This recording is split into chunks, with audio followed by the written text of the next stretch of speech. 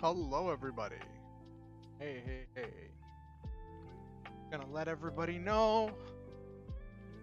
Stream is starting.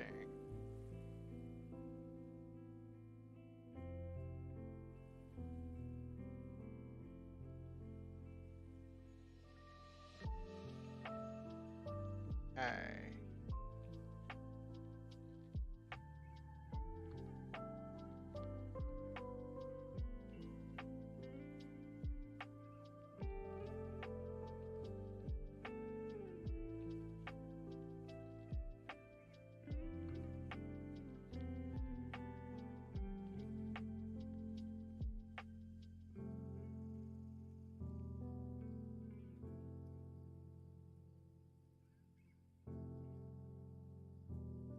It's gonna be funny after National Novel Writer Month ends to go back to doing my game dev streams and be like, what is this? Where did I stop? What was my next thing I was planning to do?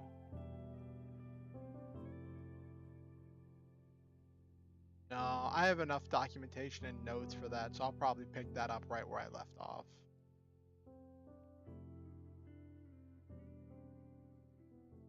I'll probably pick up real well.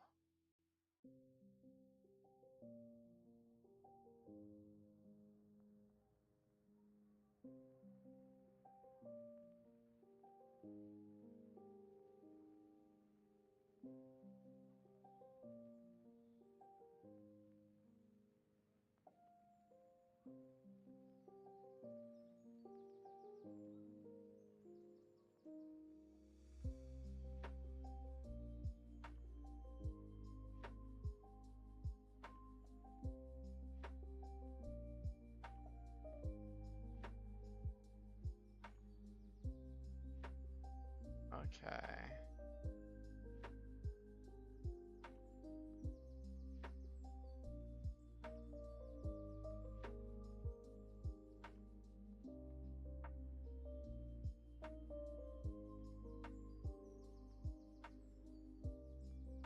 Okay. Let.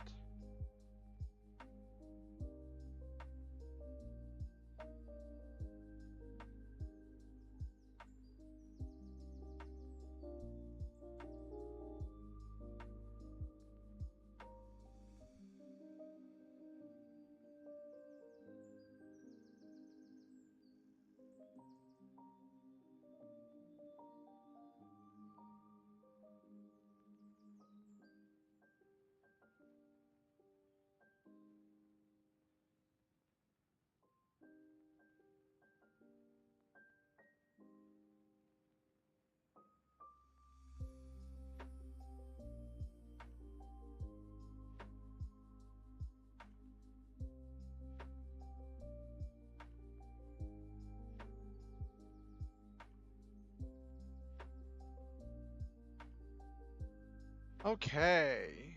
So I've let people know that the stream is live. Post about it on Twitter.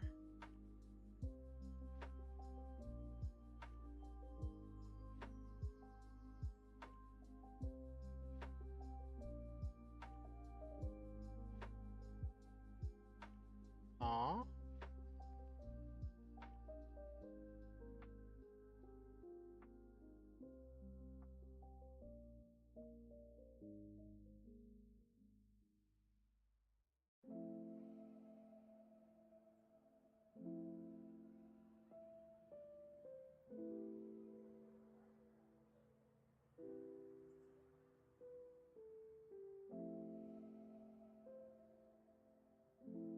Okay.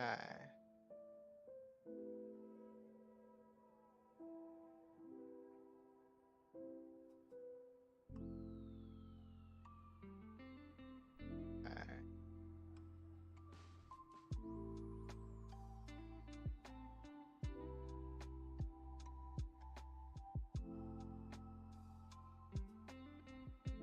Oh, that's sad. This, Hey, Silva. Hello. So, on Twitter, this Twitter account that just shared foxes every hour. With these cute pictures of foxes. I don't know where they got all the pictures of foxes, but they just sent a tweet out that just said bye. They just sent a tweet out 45 minutes ago that just says bye. And I'm like, no, not the foxes. Why are we losing the foxes?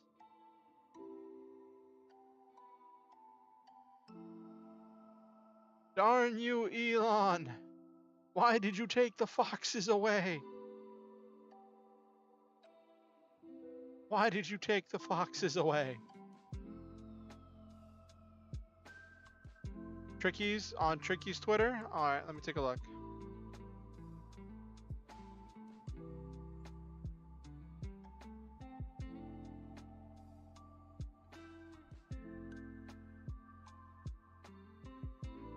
Aww. I've seen pictures of the dog and I saw a video of her playing with the dog. But I don't think I've seen the cat.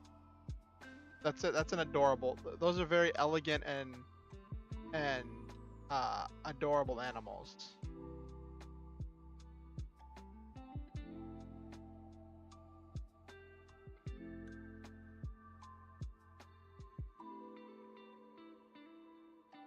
Yes, very floofy.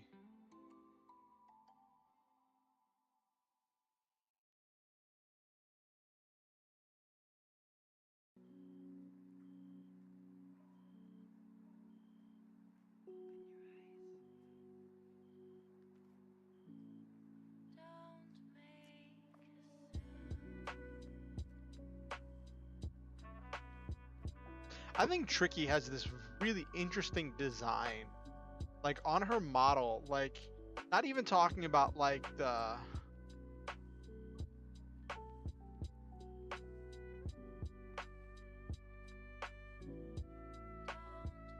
yeah, love her and pet her and hug her and squeeze her and name her George. Yes, yes, Silva. Like looking at Tricky's model, it's just she has so many moving parts, like the little wings, the tail, or when she has the extra larger wings. The Egyptian mummy is what I was talking about. Like, yeah, it's kind of like eye-catching where she just has the bandages over key parts of her body instead of clothing. But the expressiveness and like mobility of the model is just really, really top notch.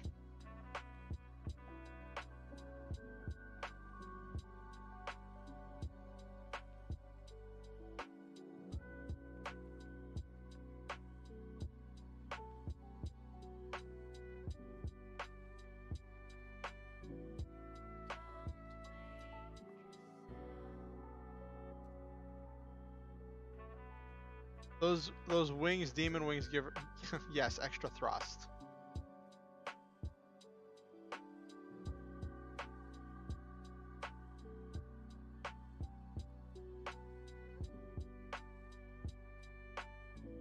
I haven't seen her pirate outfit. Let me Google. Let me see if I can find any pictures of it. I'll just Google Tricky Pirate. It's her previous model before the So was that the one she had whenever you first started watching her? Is that why you're more partial to it?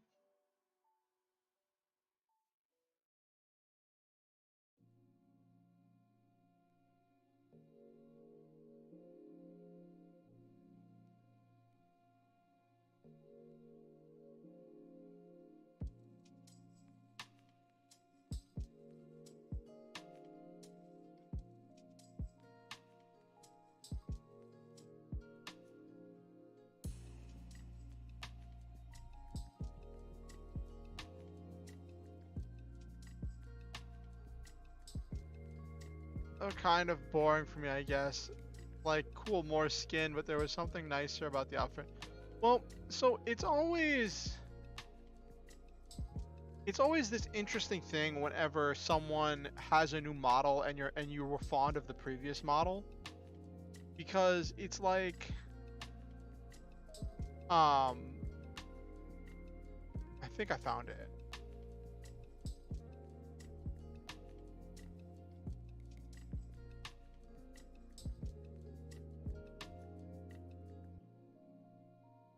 Eh.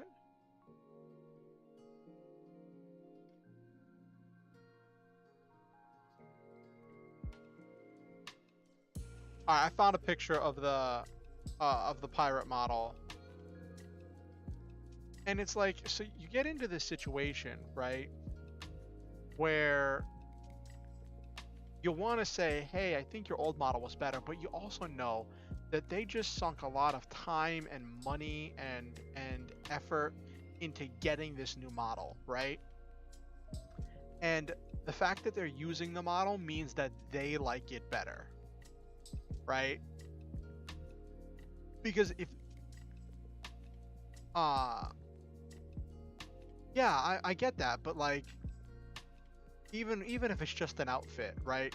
Getting outfits for live 2D models is vastly different than getting outfits for Vroid models, because you can change outfits on Vroid models really easily. On live 2D models, since it's all drawn together, generally have to like change the entire model in order to get a new outfit. Um, so that's a lot of time, effort, and energy, and you don't want to say, "Hey, I liked your old model better," because that feels like a slap in the face, even if it's true. So, if it a lot of VTubers will be really frustrated with that, and so at some point you just gotta keep it to yourself, I guess, and like understand that the fact that they're using the model means that it makes them happy, and you have to try to be happy because they're happy.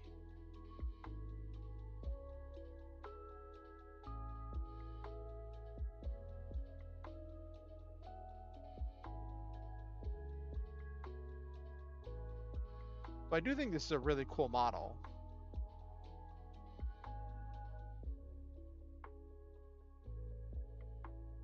It seemed like she had a lot of stuff on that model. I found the old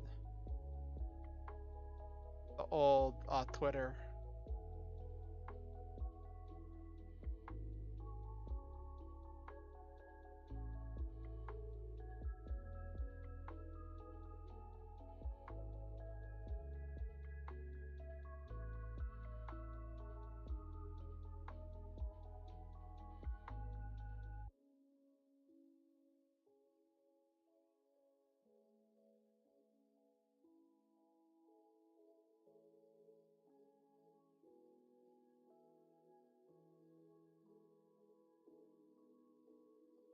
Surprised we haven't seen Nabaru yet. She's probably busy with something.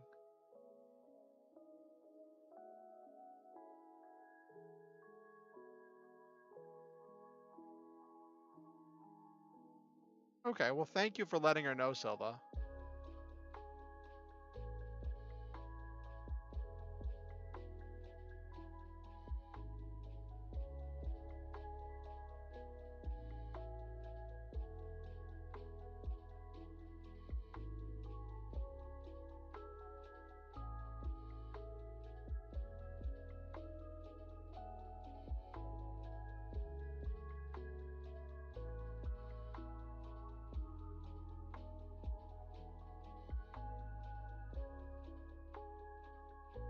All right.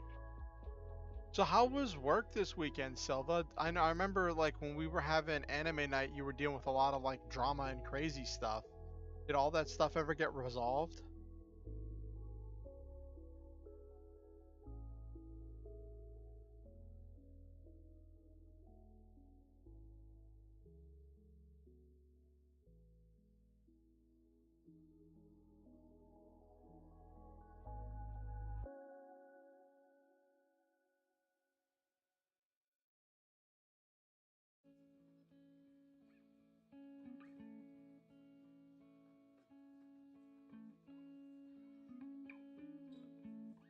Oh, I remember when we were having anime night on Saturday, you were dealing with a lot of like craziness and stuff happening at work.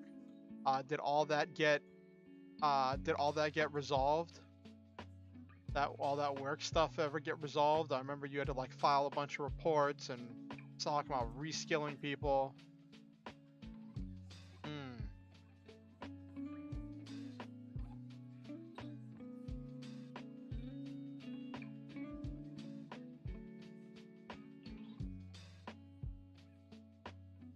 that sounds frustrating.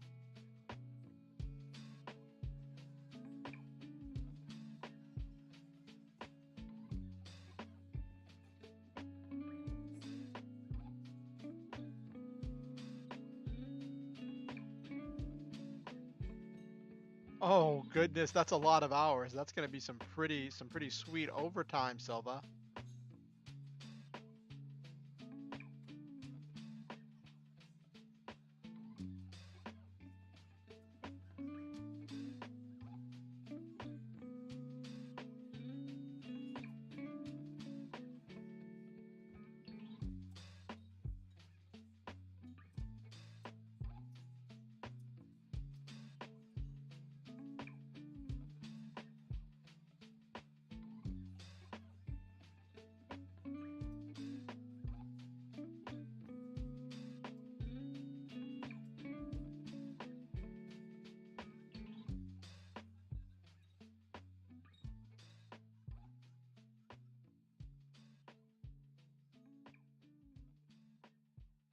Yeah. Oh my gosh. So I know when I had stream yesterday, almost 400 bucks. I'm debating on asking if I can do one more long day from 10 a.m. That's pretty intense, Silva. That's that's almost a car payment. Then again, I don't know what you pay for your car, but like average car payments between $400 to $600 a month, at least from what I've seen. Then again, I did get a deal on my last one. I think my car payment was like, yeah, it depends on your credit and also how long the loan is for. Yeah, I think some. Yeah, I was thinking like mine was like 200 something whenever I had a car. So, um, I had a really crazy day. Like I got to bed super late last night because I was doing a bunch of writing, and as usual my brain kicks into overdrive as the night goes on. Um, and like I got this burst of creativity and writing stuff just as I was finishing up my writing for the night at like 3 or 4 in the morning. And then I woke up super early to get my friend to take me to go put in this application for this housing place, right? And but first I had to go to my friend's house and print out all and make copies of all these important documents because I wasn't giving them the original, right? I was giving them copies. Um, and uh, we go through all of this stuff. I had to like make some adjustments to the copier in order to get stuff to look right because it was having trouble like copying my ID and stuff. We put the application in, and they're like, "Oh, we see your temporary disability award letter. We need the entire letter. You only gave us one page." And I gave them the one page that was relevant. The rest of the pages were like, "All here for customer service. This page is intentionally blank." Um, and all that stuff. So I was just like,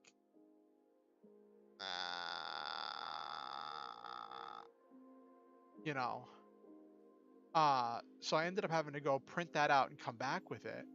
And it was just a lot of stuff. And it just like I don't even know if I'm on the waiting list now.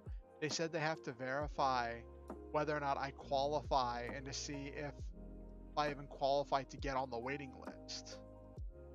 And I guess that's how they keep their waiting list short to like pre-qualify people instead of putting you on the waiting list and then seeing if you qualify when you get to the front. But it's kind of like half one way, uh six, half dozen one way, six the other.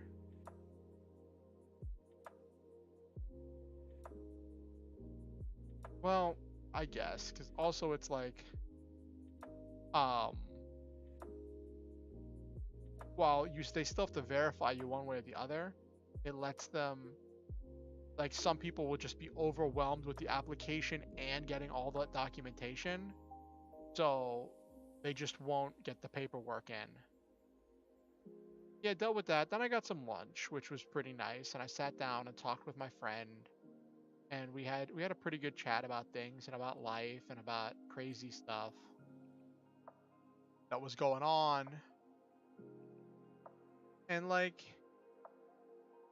I got home and my roommate wanted to hang out, and I was just so tired because I'd been running around all day, right? With going to make the copies, then going to deliver the application, then having to fill out some extra forms, then having to make some copies and come back, all that stuff. I was just tired.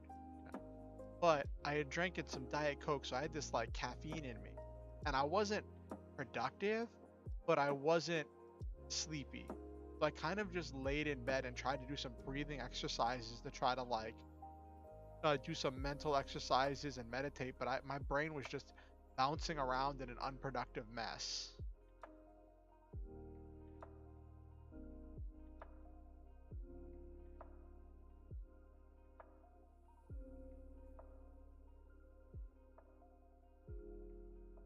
Yes, Nabiru, caffeine. How are you doing?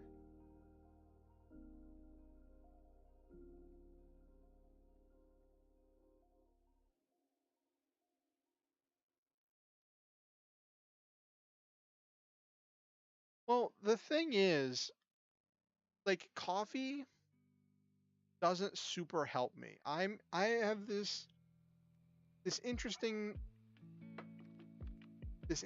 interesting interaction with like caffeine and stuff. Um,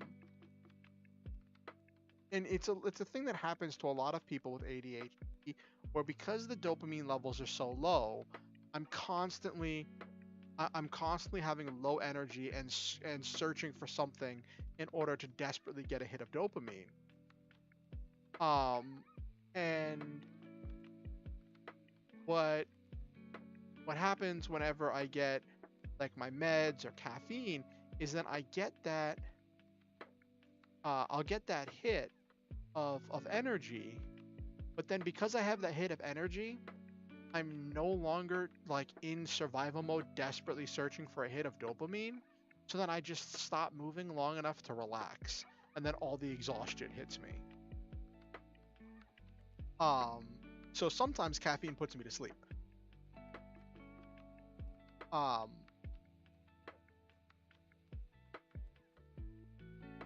but things like today where I was just vibrating unproductively.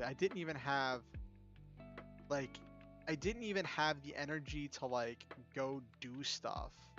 I was just like laying in bed. I was trying to do breathing exercises, and I really need to start doing stretches. But I was trying to do breathing exercises to try to focus and keep my head on straight.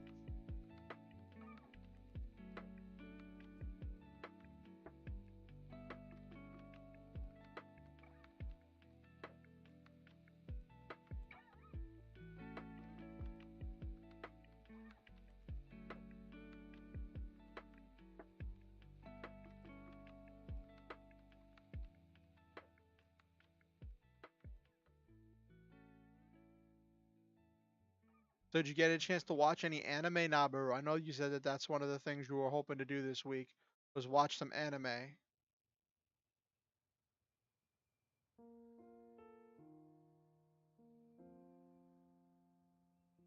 Oh, what kind of energy drinks have them that have mental boost? I didn't know that was the stat of energy drinks.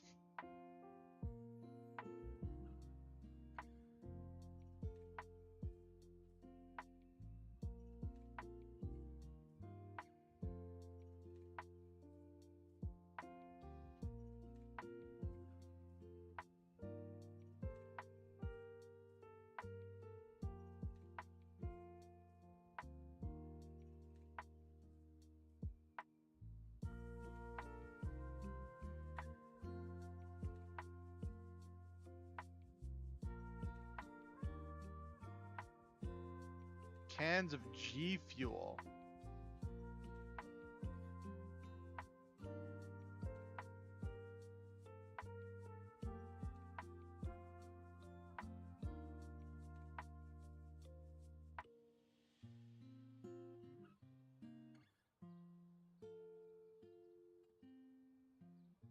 G Fuel has mental boost.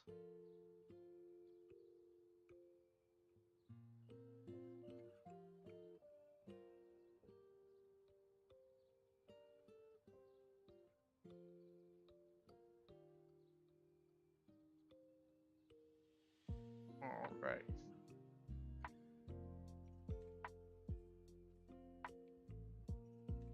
Let me see this G Fuel.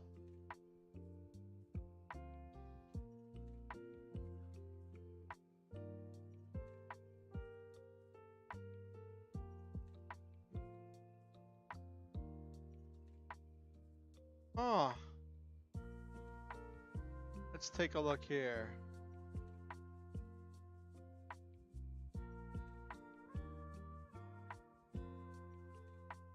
G Fuel.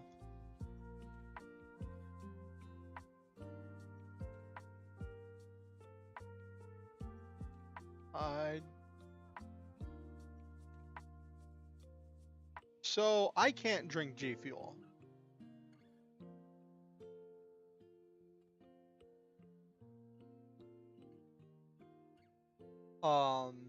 It's not vegan.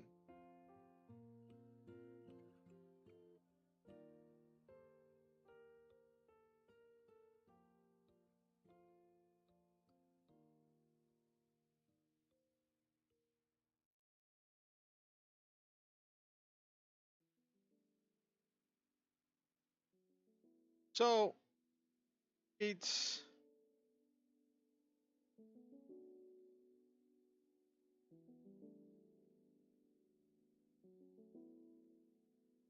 so G Fuel said in a tweet that they're like the official G Fuel Twitter said in a tweet like 4 years ago that G Fuel is not vegan.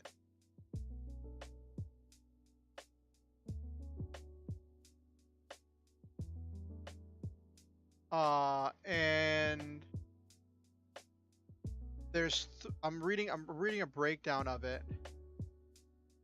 Maybe, I don't know. And apparently there's stuff called N-acetyl L-carnitine, another thing called L-tyrosine, and another called choline bitartrate.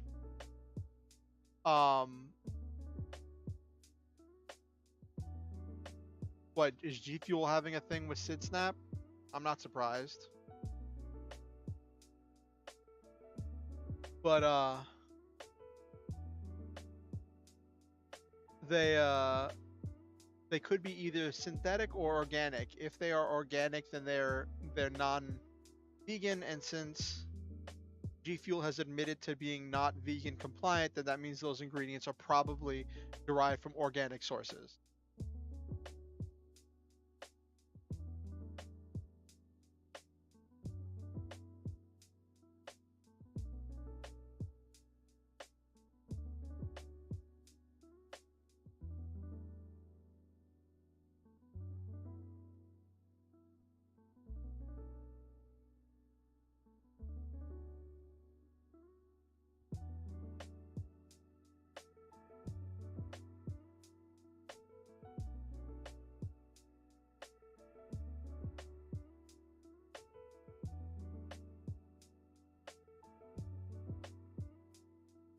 But it's funny, is Mountain Dew vegan? Let's find out.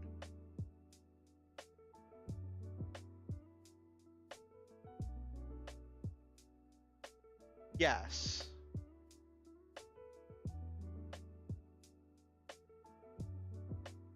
So what's that Mountain Dew Rise?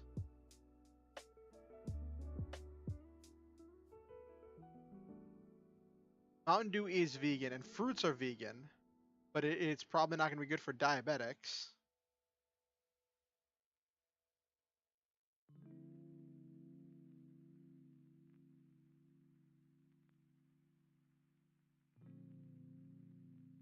So Mountain Dew Energy, it says they don't make vegan label claims, so they don't go through the processing to get a guaranteed vegan label. None of their products contain animal products or byproducts.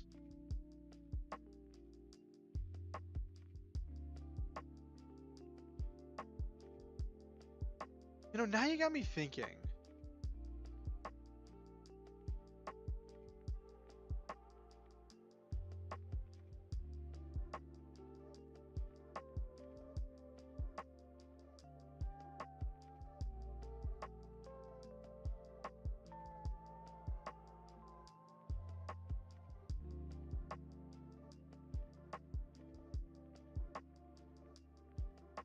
Oh, okay. Let me see this. So the thing is, if I want to pick up an energy drink that's safe for me to drink, I need to get a sugar-free.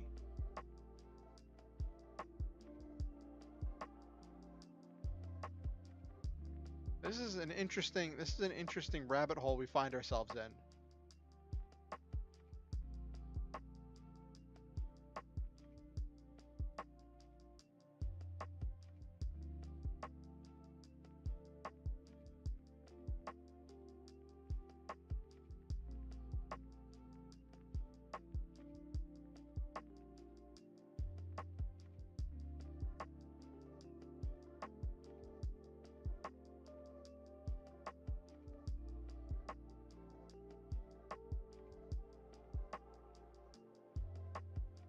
So I do drink unsweetened tea, which tea naturally contains caffeine.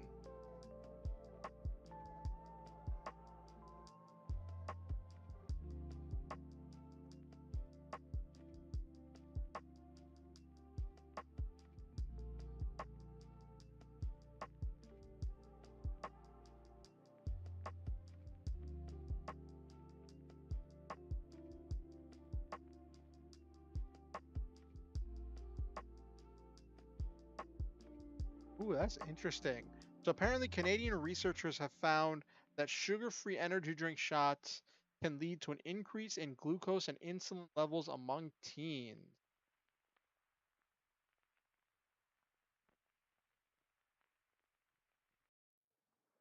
Everything looks like it's good in moderation.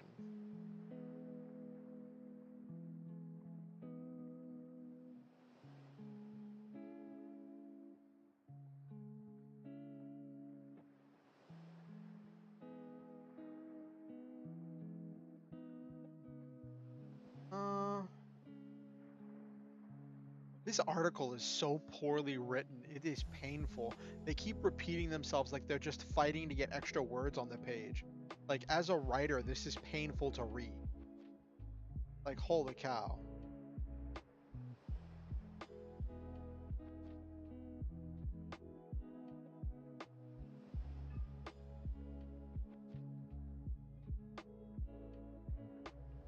Well, caffeine's not a sugar.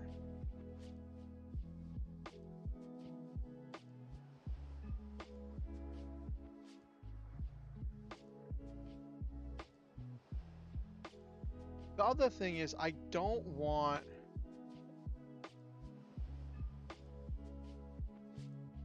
Yes, exactly, Silva.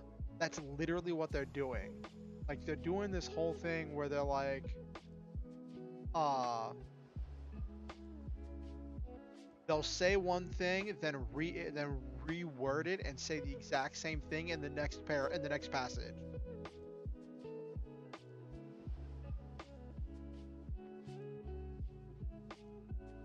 Like, okay, so one passage says most sugar-free drinks still contain artificial sweeteners that are not always the best option for people with diabetes.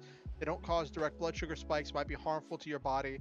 The issue is that most sugar-free energy drinks contain artificial sweeteners that are not always healthy. Did you see what they did there? They said that it contains artificial sweeteners that are not the best option for diabetics. Then it just said that it's not always healthy. Then the next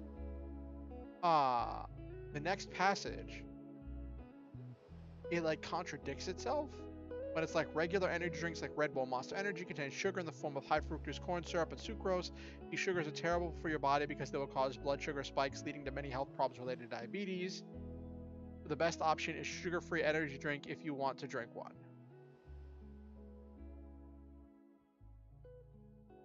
It just, yeah, it's definitely genie speak, Nabiru.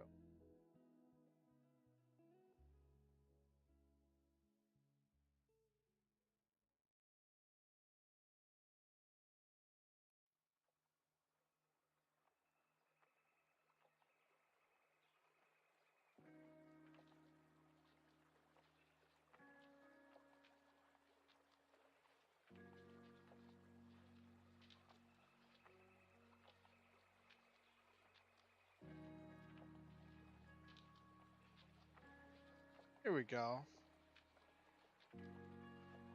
17 vegan energy drinks for a plant-based Celsius Live Fit.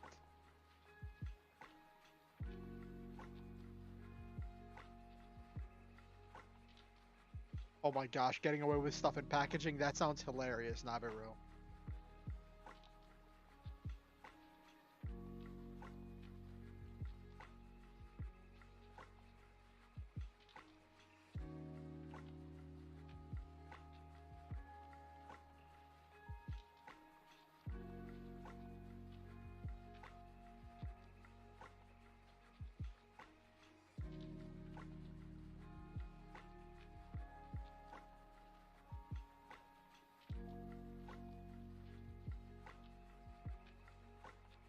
Two.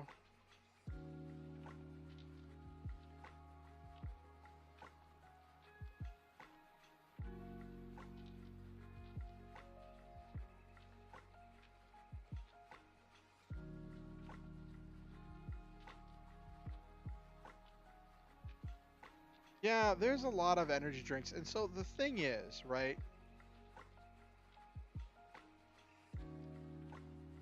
Chocolate nut free cookie. Back of the package says ingredients chocolate nuts. Get away with it by saying its product's name, not what's in it. Oh, goodness, Nabiru. That's frustrating.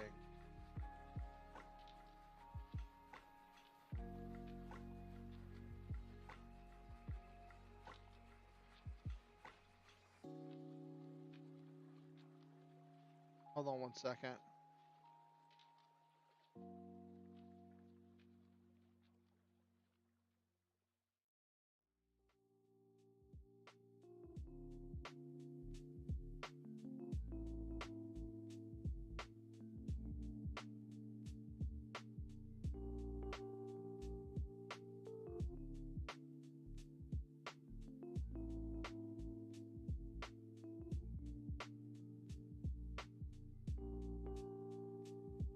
Okay.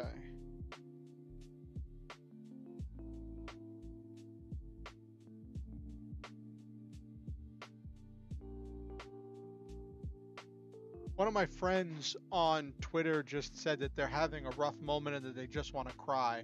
So I sent them I replied to the tweet and was like, hey, do you need to talk? So depending on, I'm gonna be keeping an eye on Twitter, which I kind of do anyway, but if they need to talk or whatever, I might end stream early. I don't know, but or it might be nothing. It might be just some just. No, I don't think she'd do it for engagement bait. But maybe it might be cry for a good thing. Maybe it's a good moment. Some moments might be good moments that cause a good cry.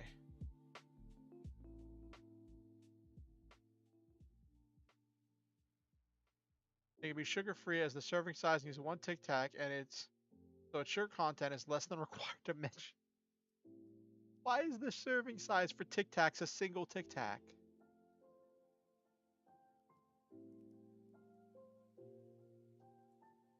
Ooh, that's fun. It's a shame I don't have Prime. Apparently, if you have Amazon Prime, Fallout New Vegas Ultimate Edition is free.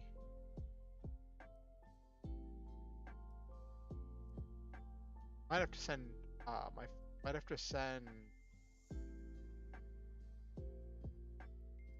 my friend a message, be like, hey, just a heads up. Hold on.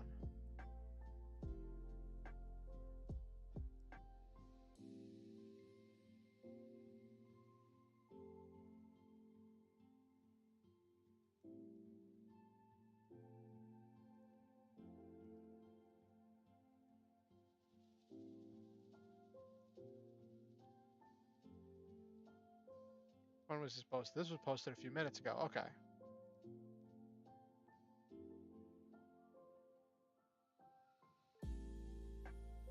Let me...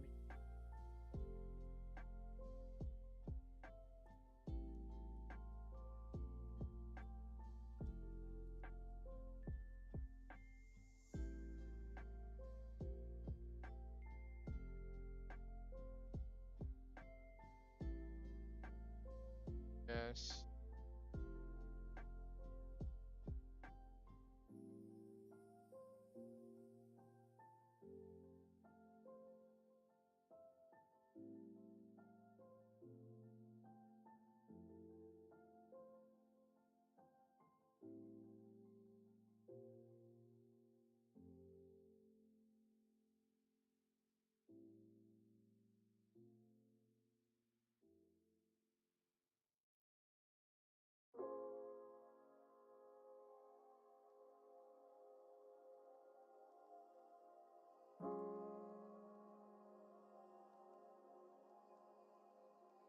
Yeah, I don't want to miss, I don't want my friend to miss it.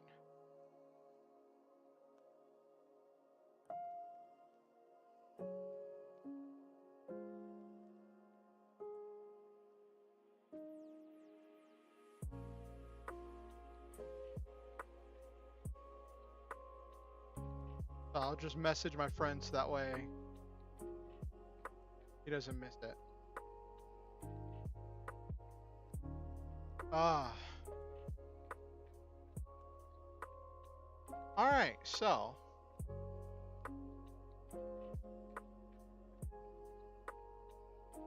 let's get rolling. We're running a little bit late. So, let me show you what I got done after stream ended yesterday. As we get rolling with the next leg of this tonight. Someone, Sam, who was here last stream, commented on some stuff on my post, on my Twitter post, about like how much we accomplished yesterday. And he was like, I hear, you know, professional writers do between 500 to 2,000 words a day. And I'm like, I don't know if I'd call myself a professional writer. I haven't sold anything. And you know, I don't think, like, when I've been writing and doing this writing, it has been to the exclusion of almost every other project going on in my life, and in order to crank out these words, right? And I don't think it's really something that I could do sustainably, right?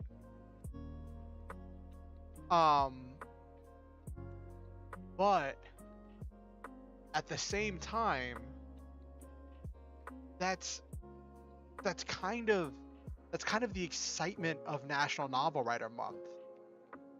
Trying to push yourself outside of your comfort zone to do things that you know you could never do sustainably or long term, because you tell yourself it's only for a month. Do it for a month to get through the month, right? So you just push through for the month. It's like a sprint. It's like sprinting.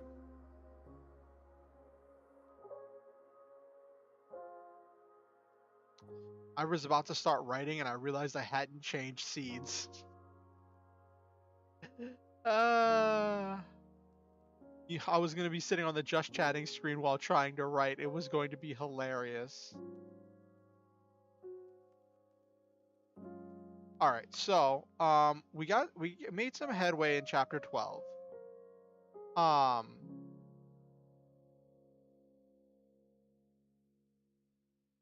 Last night after stream I finished chapter 11.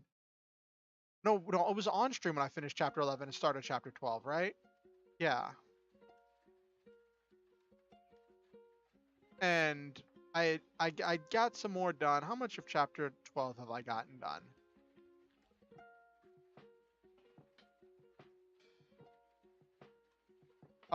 We've gotten some characterization, so about 1,400 words. So I want, but like around 600 to 800 more words, right? In this chapter. And I've done some really good characterization for everybody to like explain who everybody is, how they got recruited to become a star hunter, um, and have some of them talking about what they were doing before becoming star hunters.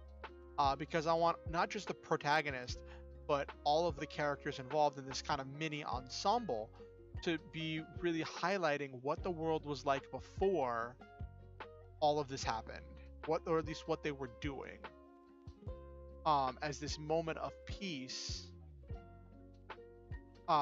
in the midst of all of the chaos of what's happening.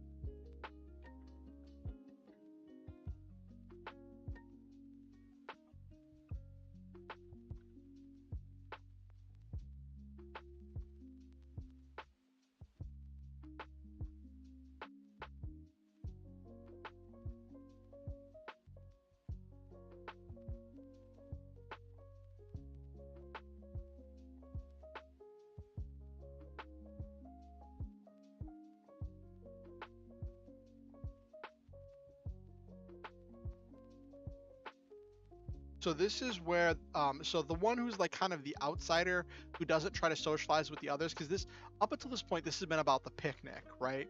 The picnic where they have that they're all talking about their lives and getting to know each other and trying to do some team building stuff. But one of the star hunters, Lisa, and like her characterization is that she normally doesn't like socializing, but then I had her show up late to the event, making her own way there, just because she, I guess, did she wanted to try to change, and this is kind of a thing of character development. Now, I'm not focusing too much on her character development because Orian is still the protagonist.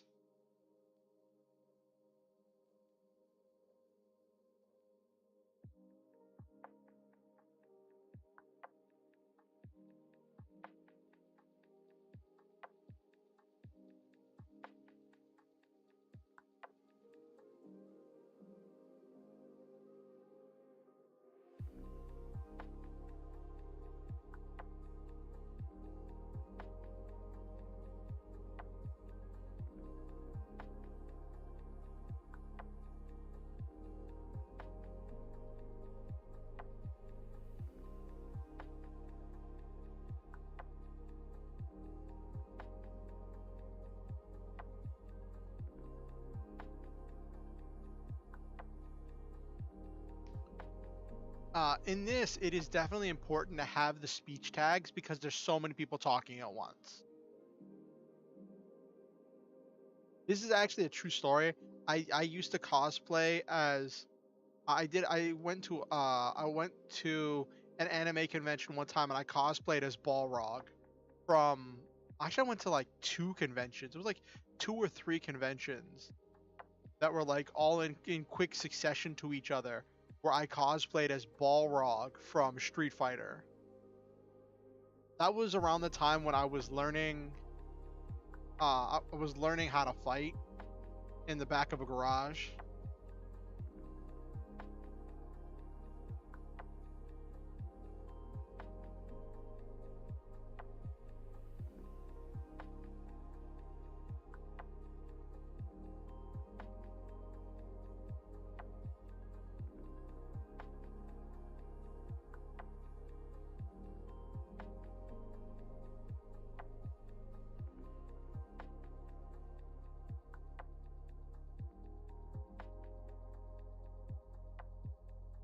Yeah.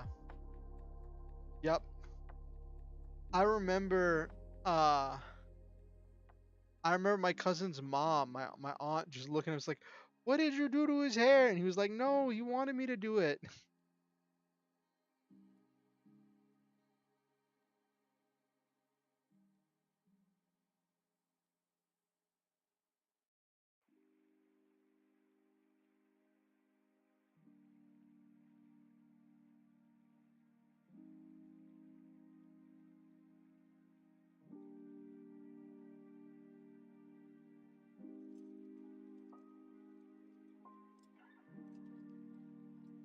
So you might like this. I actually thought of you when I was designing this character, Lisa Silva. Um, in this world, some people have like odd, like unnatural hair colors, and I'm not even gonna explain it. I'm not gonna make it like a hair dye thing. I'm just gonna play it with like anime and just treat it like it's a normal thing, which is, I think, hilarious. Um, well, so uh Lisa has green hair and her Star Hunter machine uses a giant scythe as a weapon.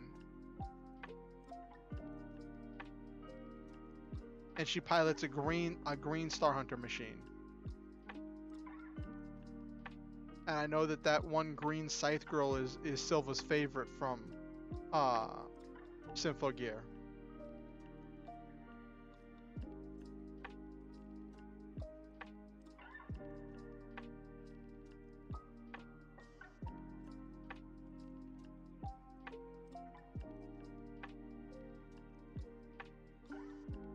Hello, Soft and Flaky, how are you doing?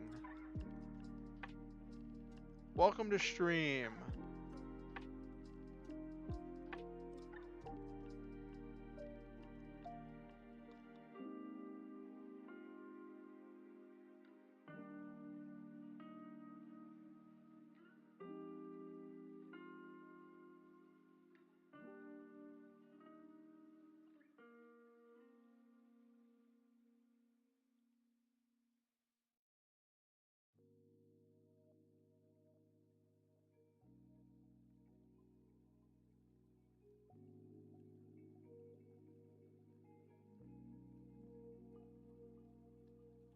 Oh, okay, Soft and Flaky. Thank you for dropping by. I'm always glad to have people come through. I hope that whatever goals you're working towards or whatever things that you're working on, that you make some really great and powerful steps towards them today.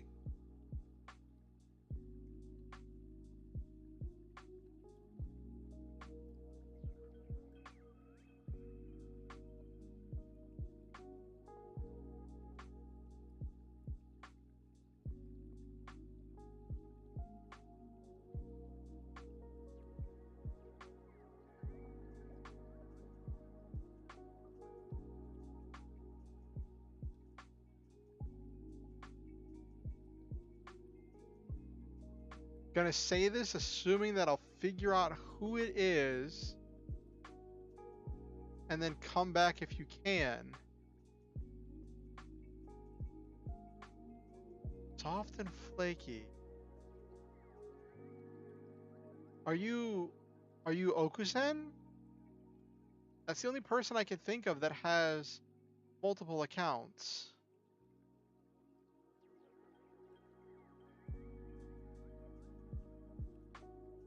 I mean, besides Nabaru, but Nabaru's here.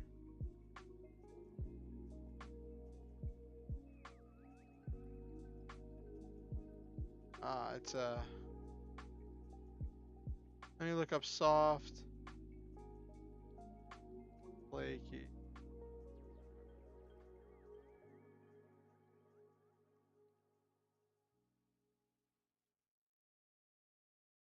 That's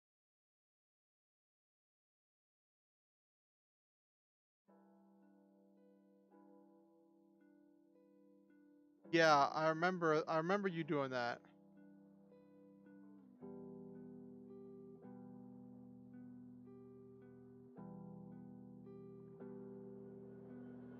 Oh, this, you are Okusen, aren't you? Because I recognize these videos. I recognize these videos on this channel. One of these days, I'm gonna get enough money to contract Okusen to edit some of my streams down into videos or shorts. One day. Because Okusen's actually really talented at editing.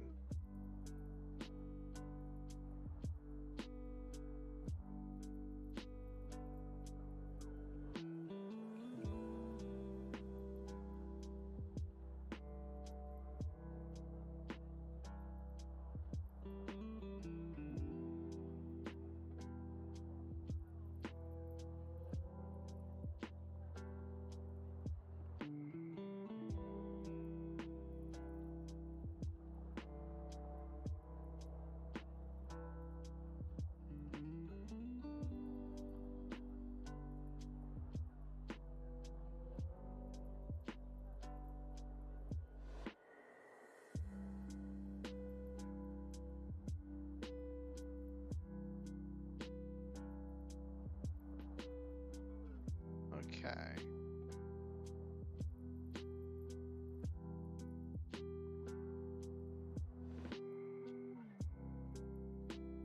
My gosh. Tricky just posted this really adorable picture of her model with the cat ears and the cat paws.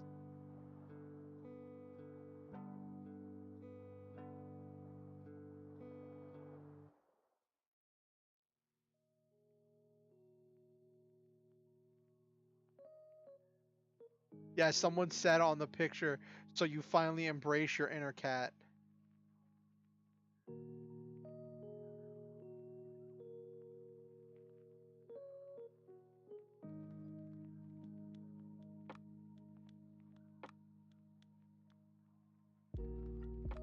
I gotta say the most cursed thing I can say.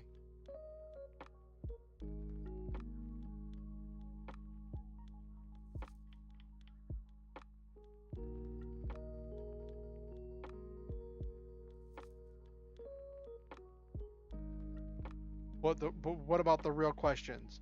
Do cat girls use a litter box?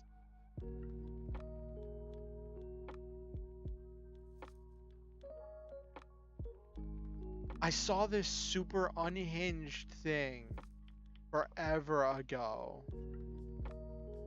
That I can't find again. It was like a creepypasta back when creepypasta were kind of new. And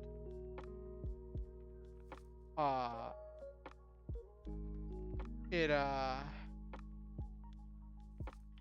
it was talking about like living in a communist commune, but for everyone being excited to have genetically engineered cat girls, this one person was frustrated because they were the only person willing to change the cat girls' litter boxes.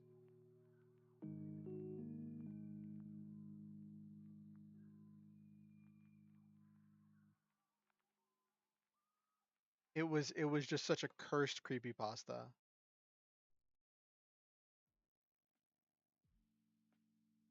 All right, let's get back to writing. We've gotten very little progress. I want to at least finish chapter 12 tonight and get started on chapter 13. Because tomorrow, on the last day of NaNoWriMo, I want to be working on chapter 14 to get at least halfway through chapter 14 to get to the midpoint of the story. Because that's actually where the story starts to pick up. Chapter 13 is where things start to go downhill for the protagonist and they start going into this like harder, darker time. Because right now this is kind of like this calm before the storm.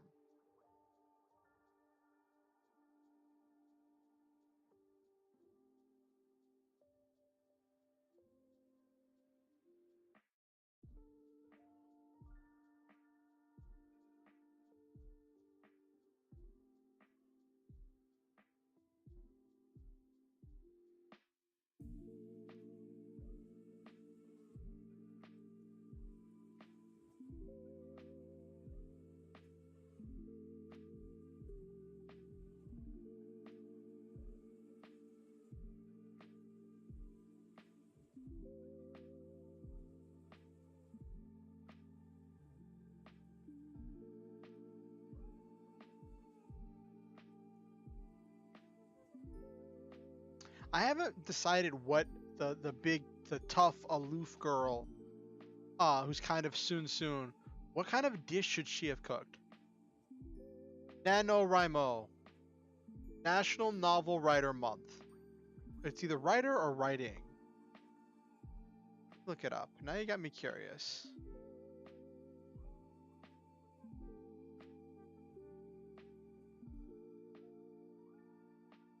I find it funny that NaNoWriMo,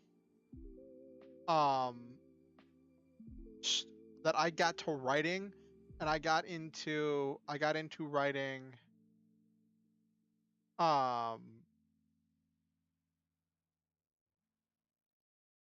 I was just getting into my stride just as NaNoWriMo was getting rolling. What is NaNoWriMo?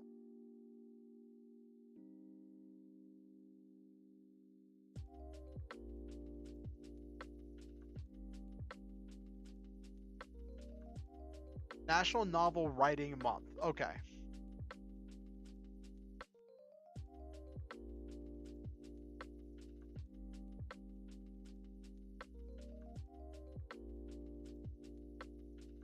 And there's this nonprofit organization that like helps with supporting and organizing, but like people can like sign up on a list and say I'm doing a NaNoWriMo project and be like I finished.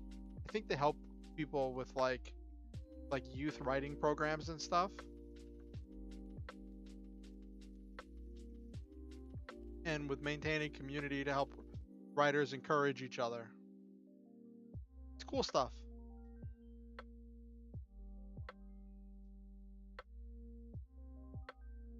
I'm surprised you haven't heard me talk about it yet, Silva. But now we got a question. So, what is the green-haired, soon, scythe-wielding, very aloof character bring to the vegan picnic? What type of dish? We had one character bring vegan lasagna, another one I think brought vegan spaghetti, and then the other character brought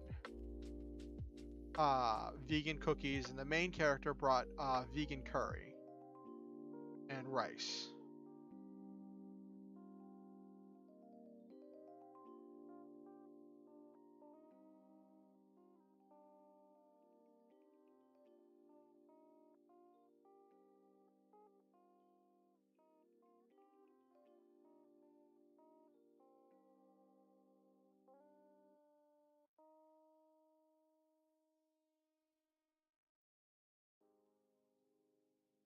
I'm torn. I'm gonna use a randomizer. I'm gonna use a randomizer for it.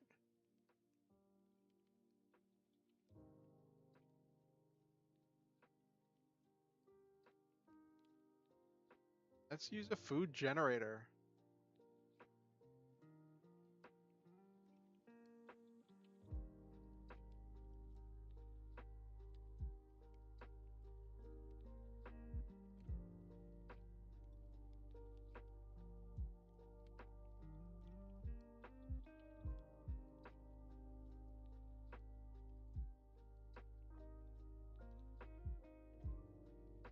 Um,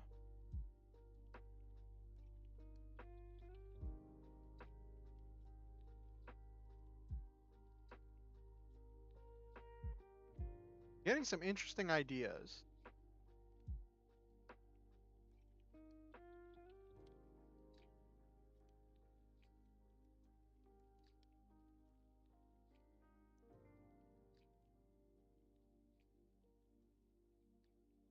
You know what?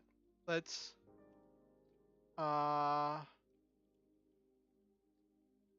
chat. I need a number between 1 and 10.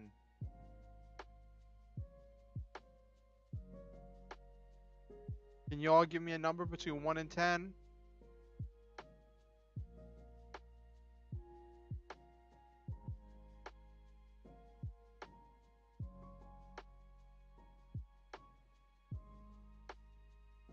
Five. Okay.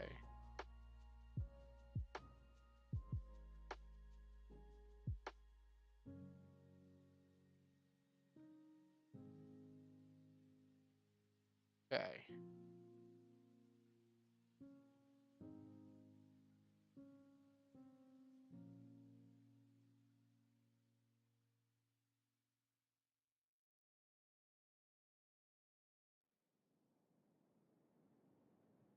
All right, so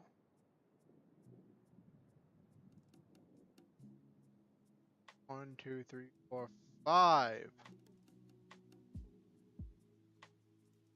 Vanilla and lime mousse.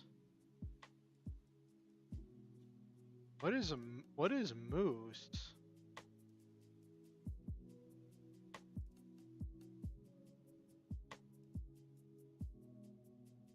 Ooh. Ooh. That's a good one. And then you could probably make that with uh you could make that with aquafaba.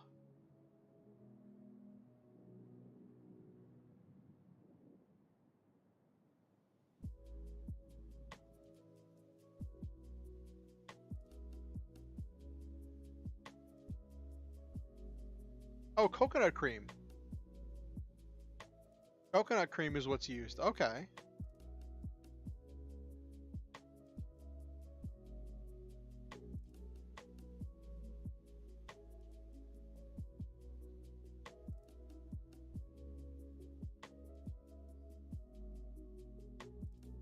Oh, okay.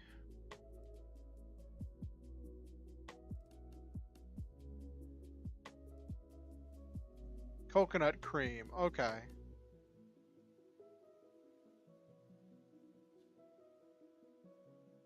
All right.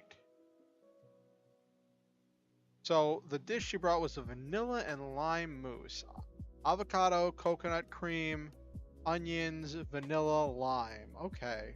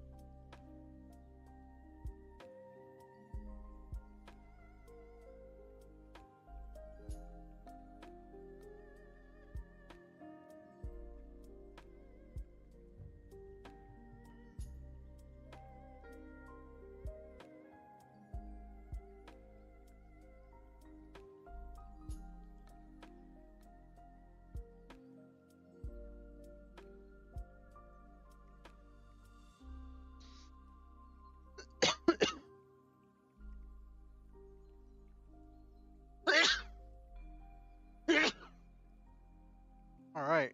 Ooh.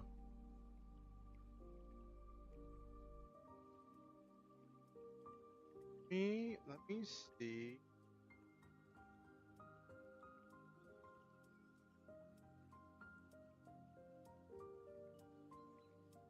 Let me see what vanilla lime mousse looks like.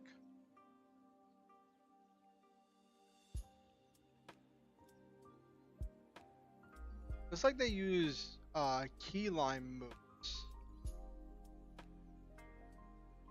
Looks like it's like an off-white or greenish.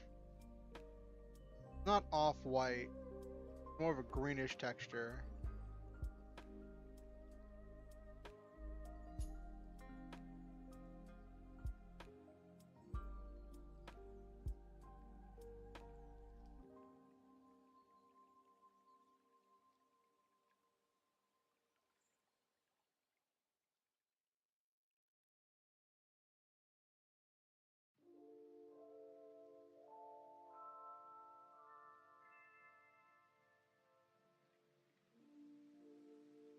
So it would be an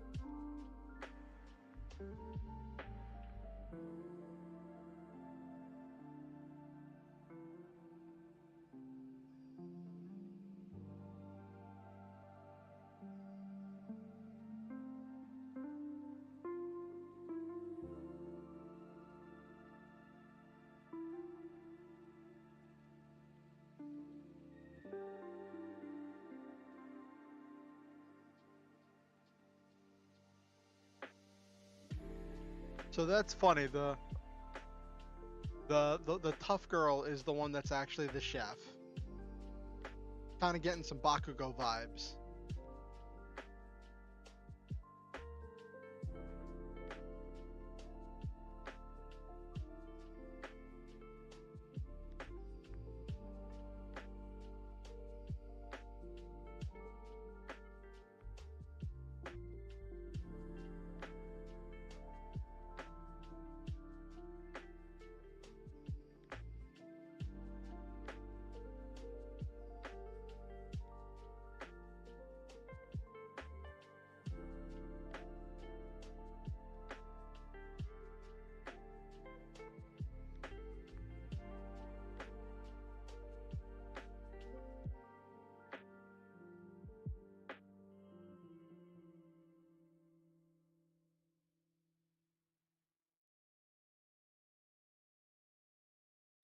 All right. How many words is that? I think that's like 200 words. Yeah, that's not even 200 words.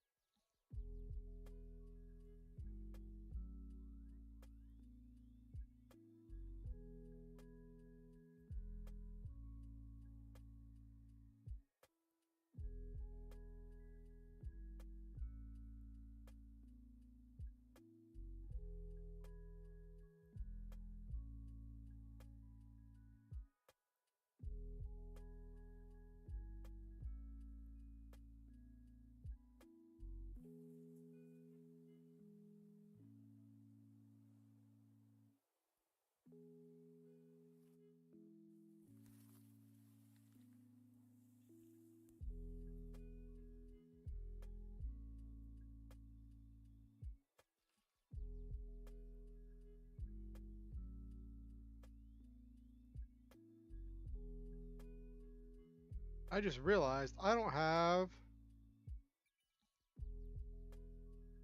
I was like, wait a minute, hold on, I can't see something. I'm like, oh, I didn't have the chat up.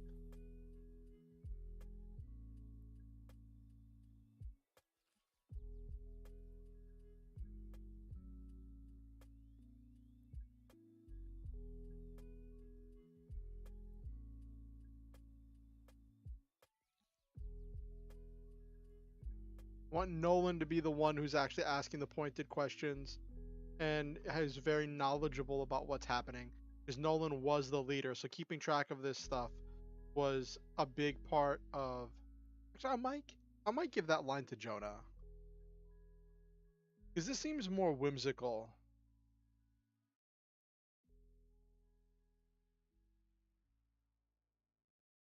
I'll give that line to Jonah.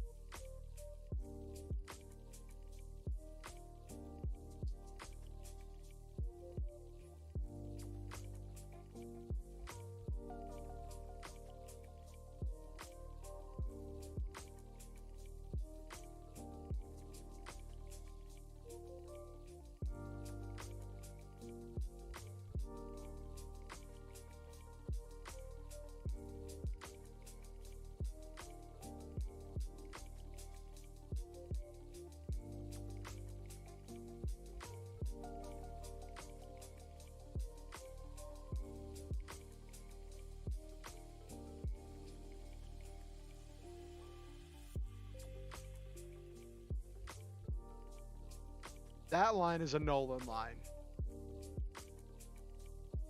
Okay.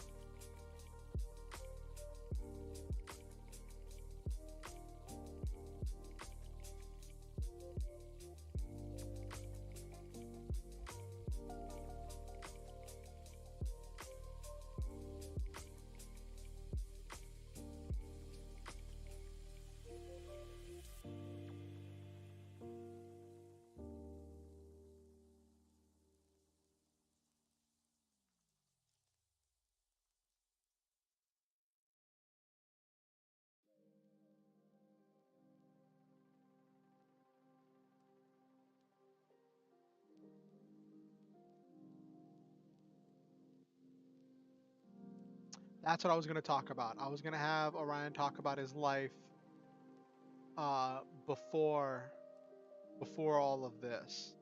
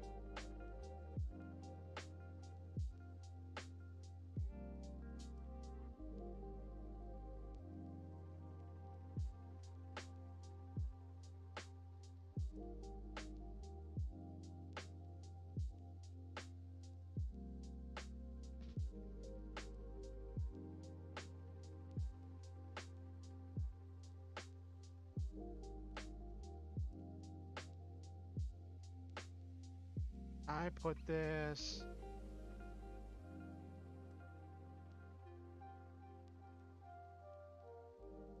He talked about his work.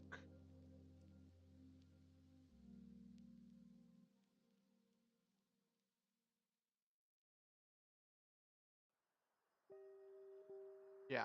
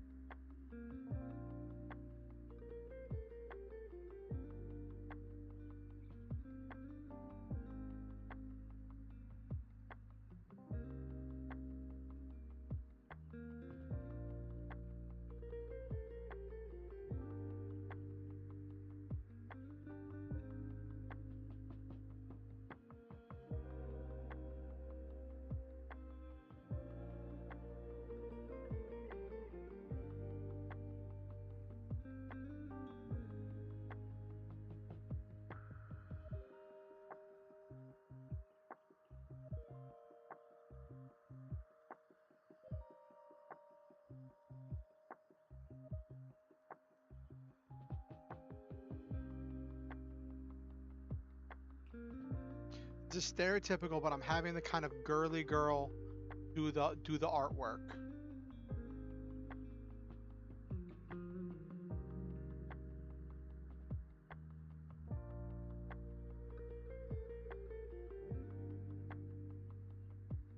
Who did I have where?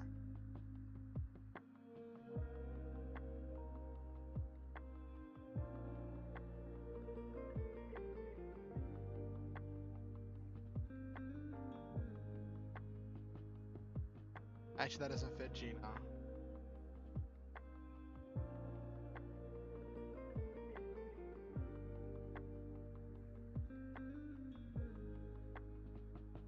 Okay, no, this entire sentence is mirroring another sentence that I've said earlier.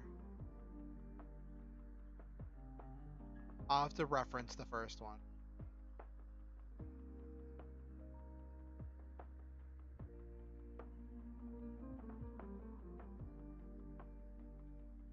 I'll have Nolan make the college reference.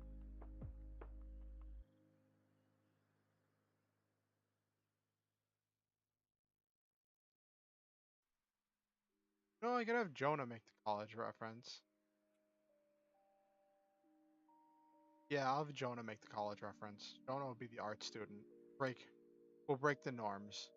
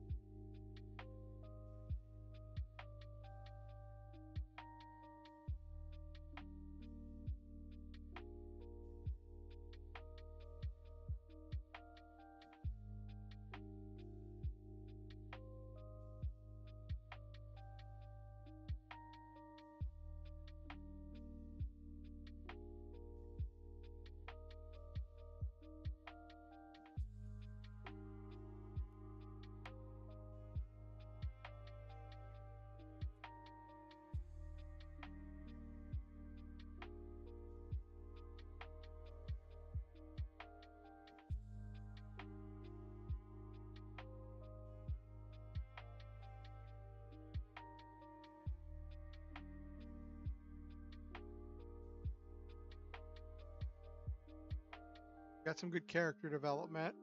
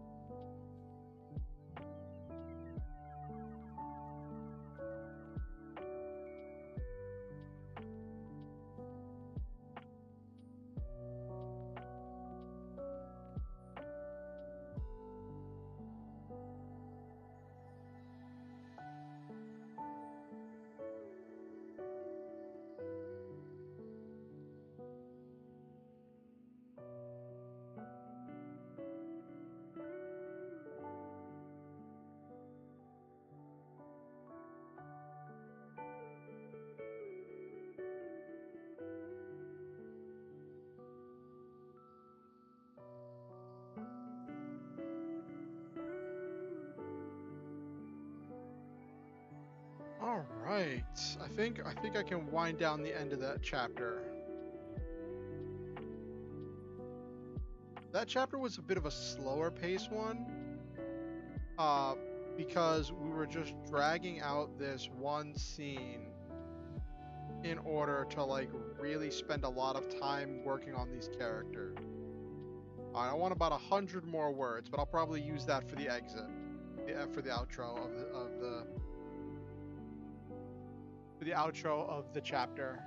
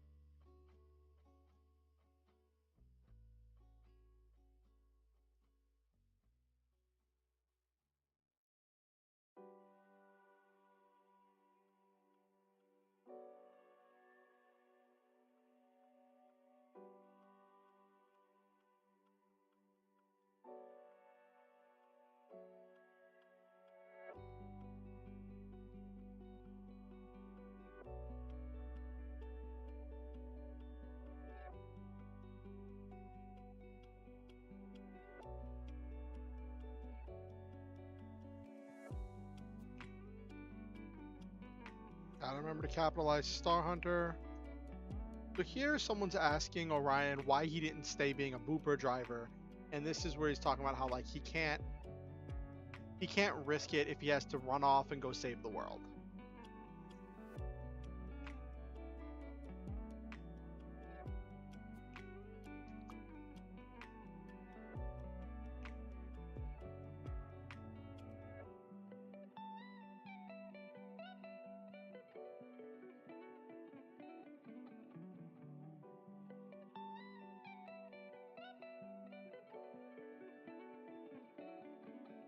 Did I describe the car before?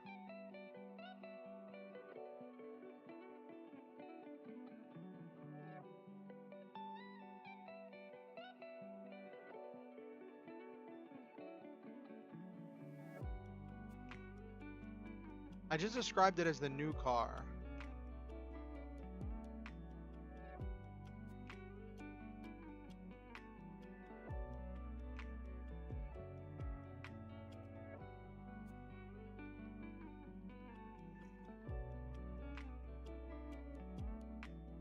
I call it a used car, then I call it a new car, but it's new to him.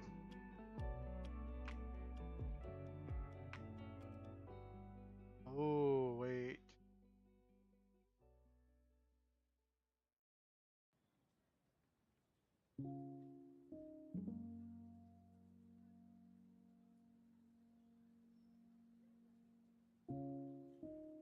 Okay, so this is a thing where the car is all paid off at once, so his only bill is his rent payment and his living expenses, not the car. Okay.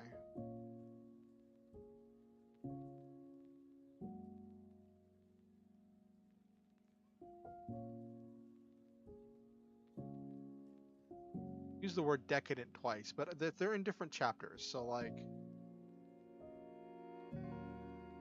I gotta find a different way to if I describe meals again, I have to find a different word than decadent. Gets me thinking. Let me look at a synonym.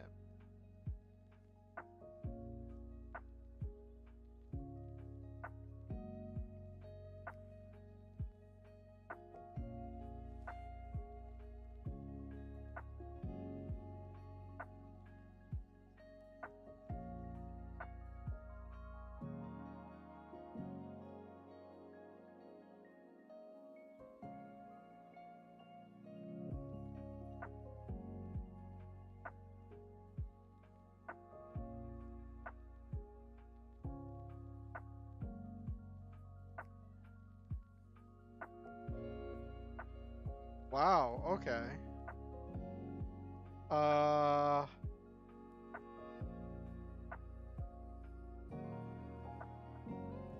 Excessive money and no sense of responsibility. Oh, okay.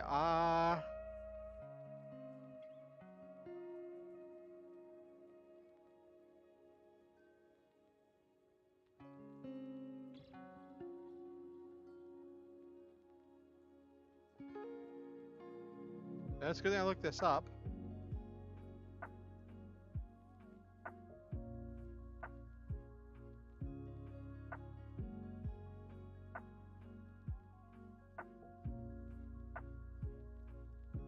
Self-indulgent was how I would define it.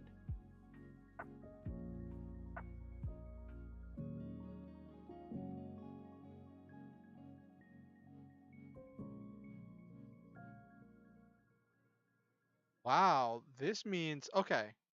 This is an interesting chat, right?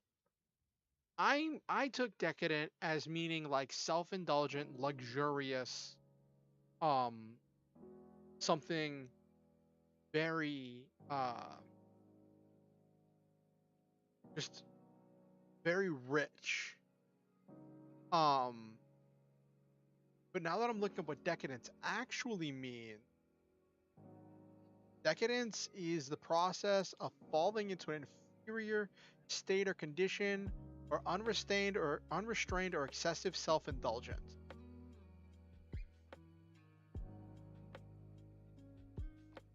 Or moral degeneracy or decay. So it means something falling apart. Or in some cases falling apart due to unrestrained or excessive self-indulgent. So something that's so self-indulgent that it's like you're breaking your diet. Like something that's so like I guess decadence would go for the first meal, but not for the second meal.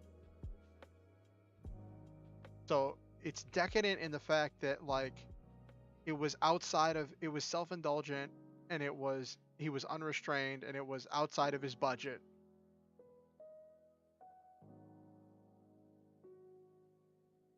Which I think is, hold on.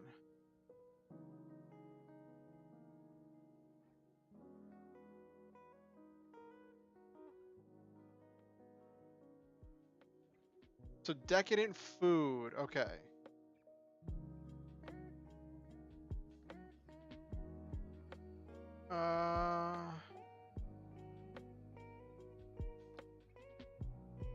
Okay, it doesn't sound very tasty. Today's fascination with decadent food may well have its origins.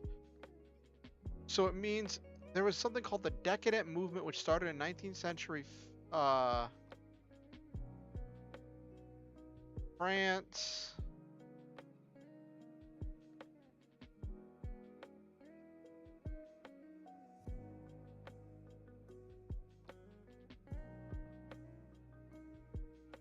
So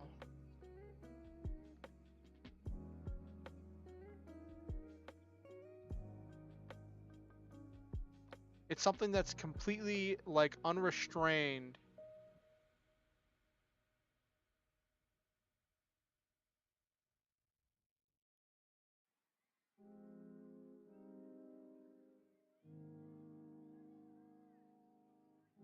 So it has this meaning where it's okay. So he's extravagant and heedlessly self-indulgent remains. Okay, here we go. Folks today might not be as self-consciously nihilistic as their dissolute forebears, but the use of decadent meaning extravagantly and heedlessly self-indulgent remains. So that's the primary meaning, is extravagantly and heedlessly self-indulgent. When applied to food, it implies rich, luxurious, fat-filled, high-caloric, and possibly downright dangerous dishes. So when you call a cake decadent, you're saying that it is just a heedlessly it is just a self-indulgent cake without a hint of restraint. You've gone all in on the flavor.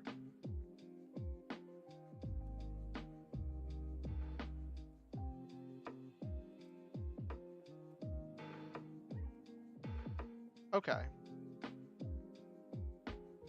So the first time I used decadent in this story works.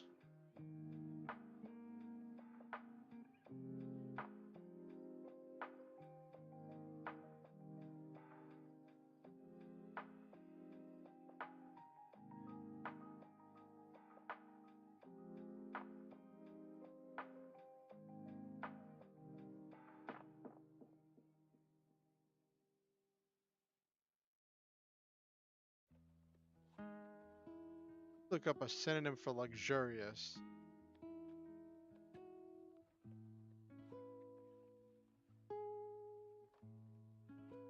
Here we go. Because that's more of what I was using it for. I was using it as a synonym for luxurious, but it is beyond luxurious.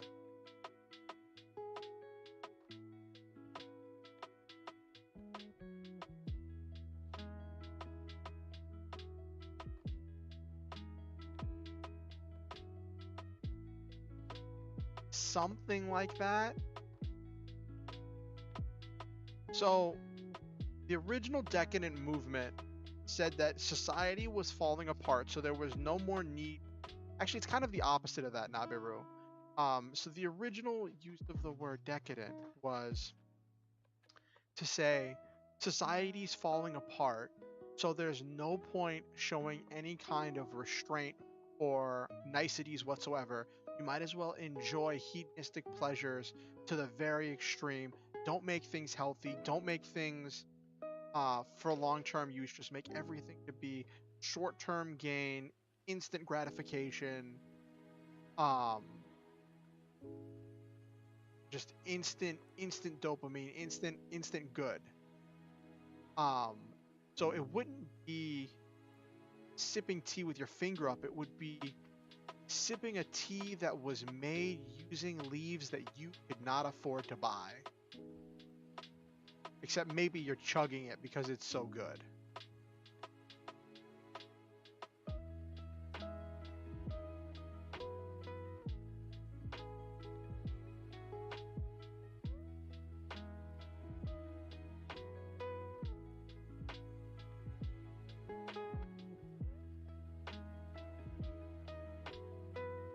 Mm. Yeah.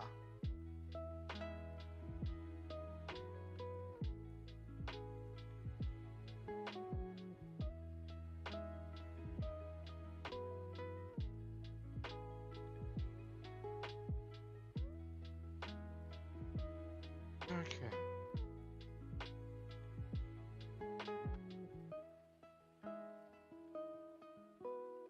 Actually, that fits for decadent because that was.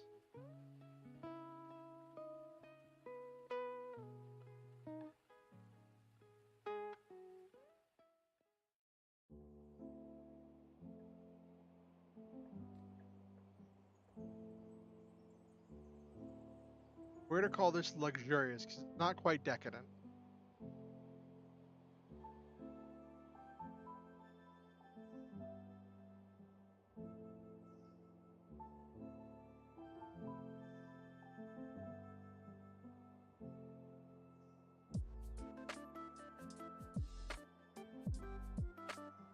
I don't want to use the word too much.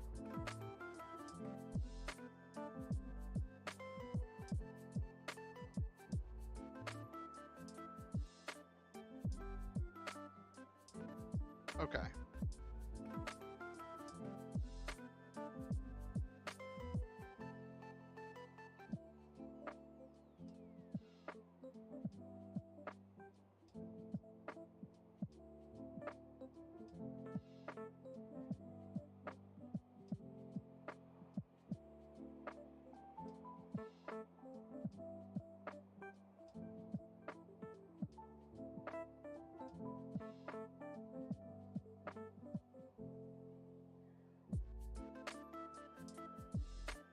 Okay, I didn't even use decadent there. That's funny.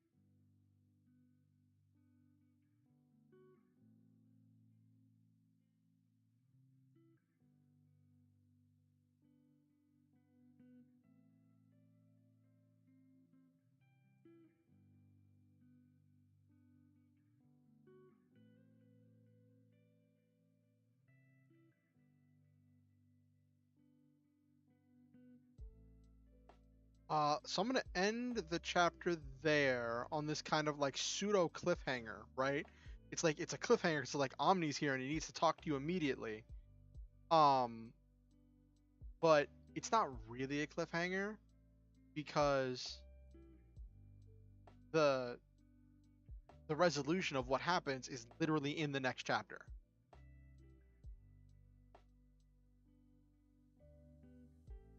That chapter came out pretty well. I think it stayed really snappy. I was worried it was going to get really lost in the sauce because there was no action in it. But I feel like it came out pretty well. Yep, 2098. Yep, cool.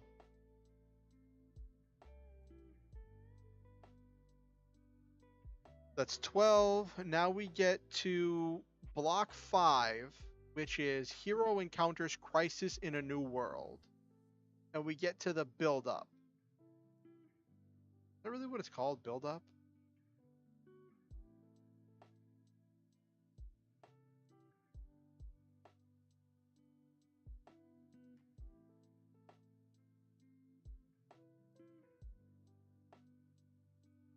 Yep, build up midpoint reversal. Okay.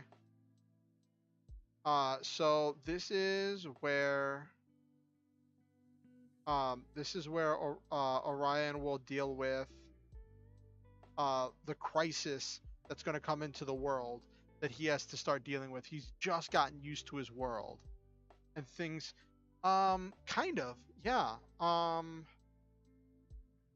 Kind of. In this setting, the climactic battle actually happens a little bit later, and is like at the very like the climax. Actually, no, the climax is chapter 26. Um, which is like right at the very end. But this is where we start to set up the conflict that leads to the climax. Um, we are we're going to be introducing some new enemies that are going to be using different tactics. Going to be introducing new enemies that use different tactics, and those new enemies and the threat that they bring with them is going to directly set up the problems that push the rest of the story forward, moving forward.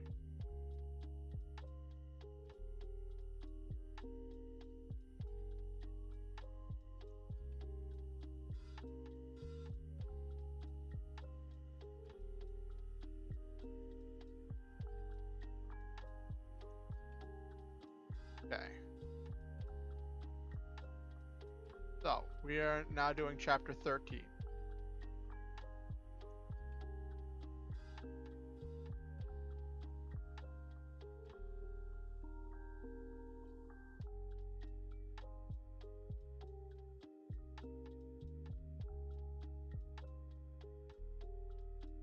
Check something real quick.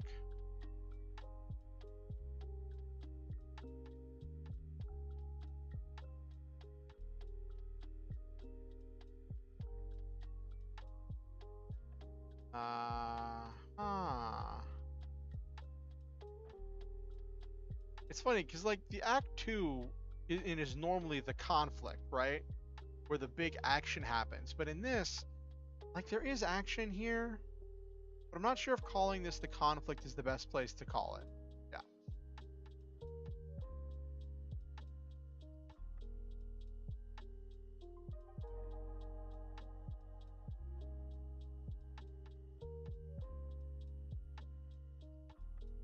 Okay.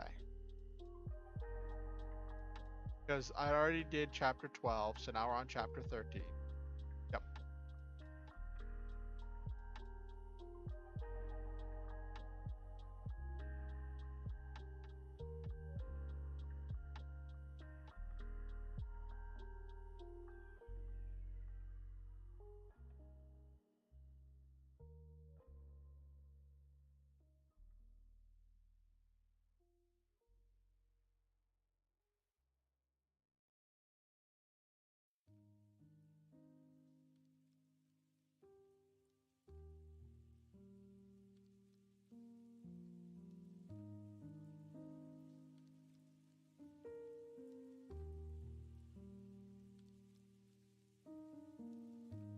How did I characterize Omni? Did I make notes of that?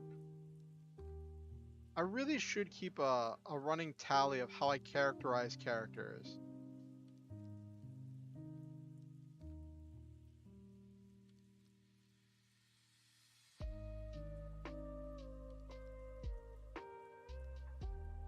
Purple skin, okay.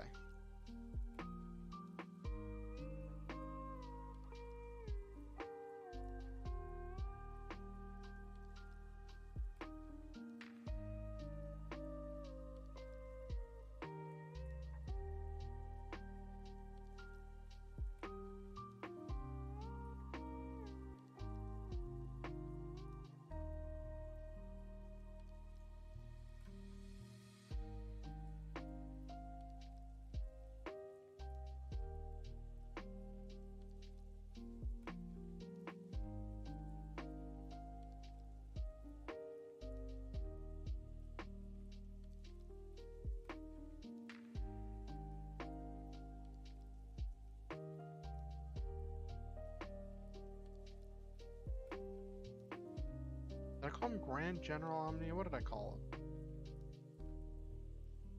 Yeah, Grand General Omni.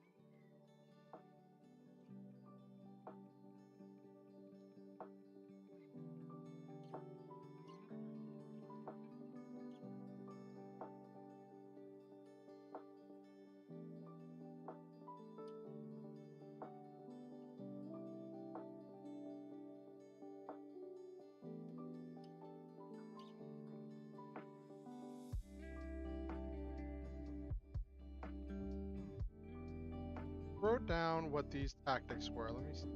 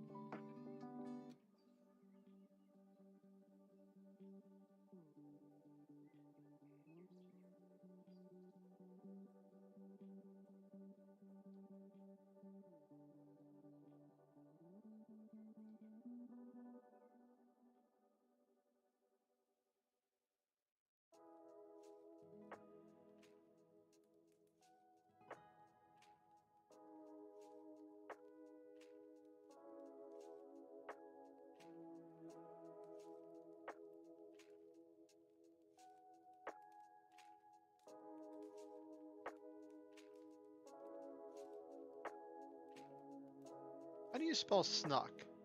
I know sneak is S-N-E-A-K.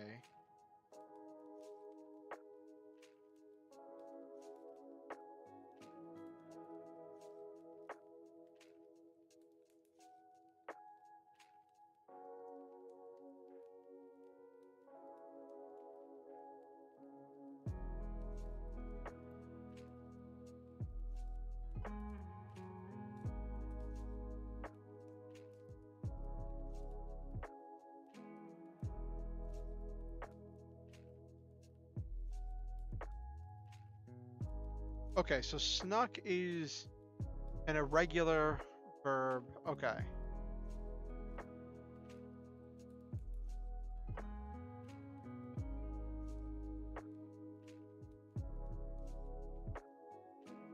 Okay.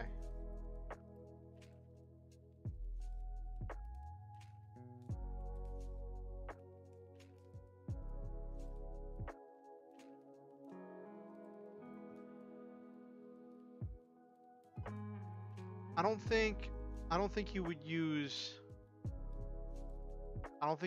snuck. It's too informal. Okay.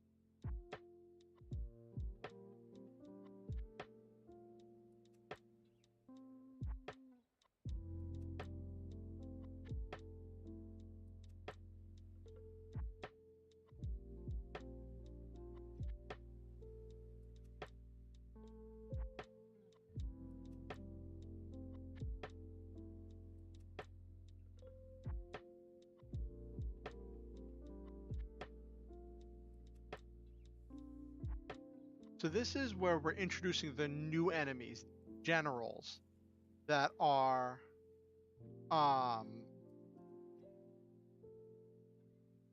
that are really smart. They're not much larger, they're not much more powerful, but they're directing the rest of the Stygian, because up until this point, it's been the Stygian army units come through the portal, come through the rift, and then just start attacking, right?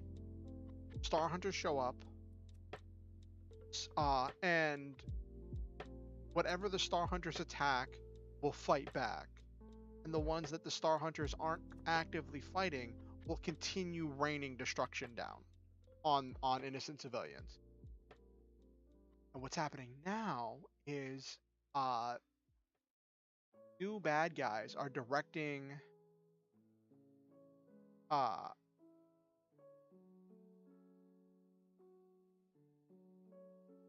want to say they're directing the existing ones. Hold on. I didn't express this properly.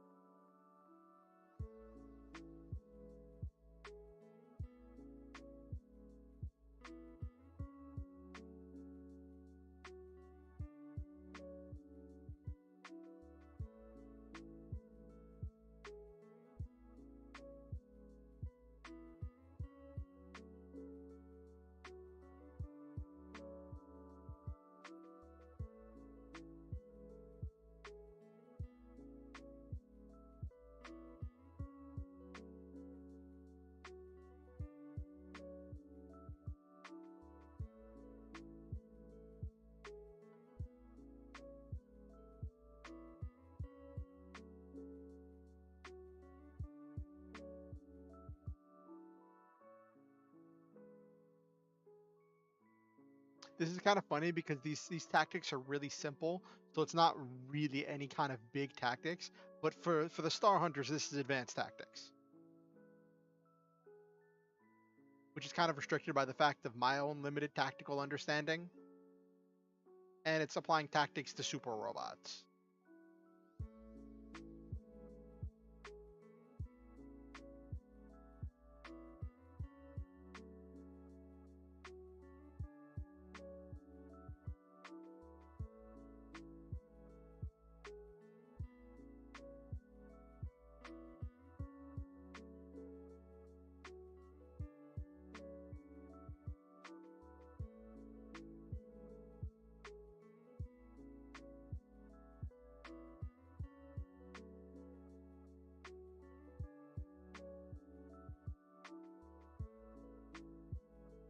I don't like this sentence.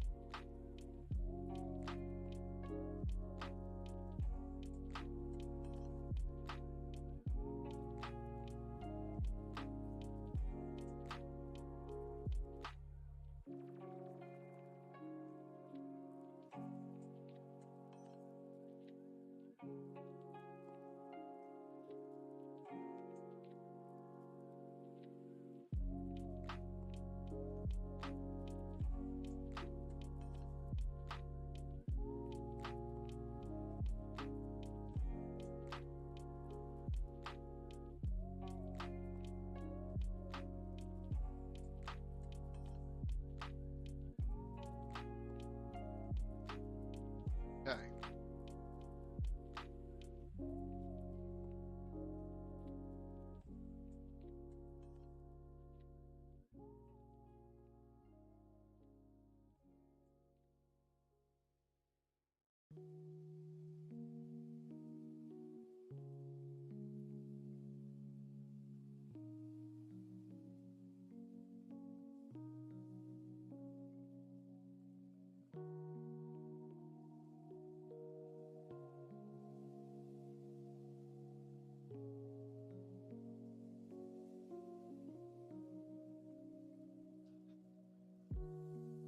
So at the start, there's 4. By the end of the final battle, there's 13 of the generals.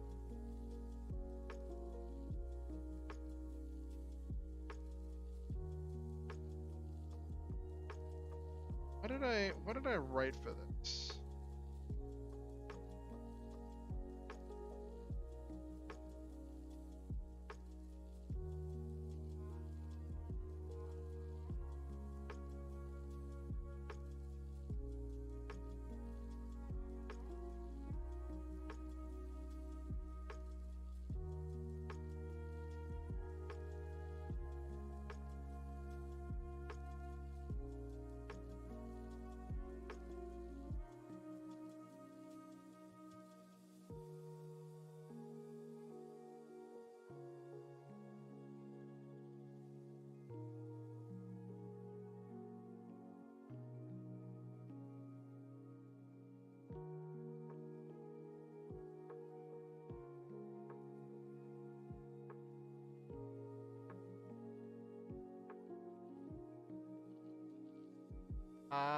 Okay, I'm just reviewing my plan here.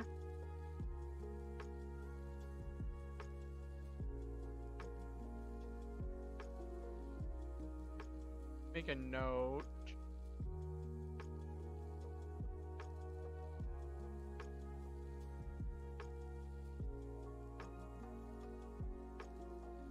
Four generals so far.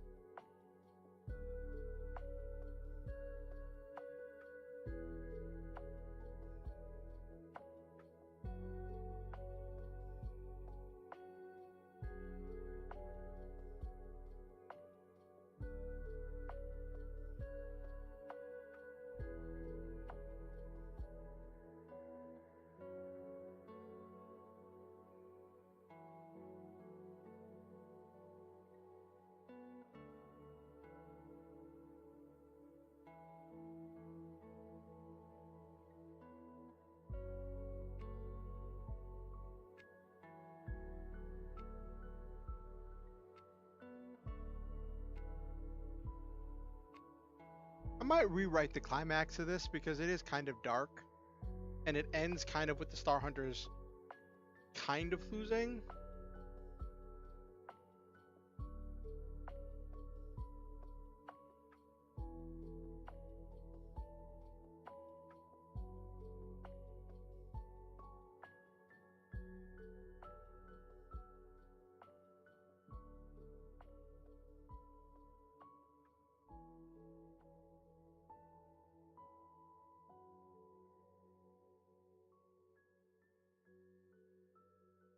Okay.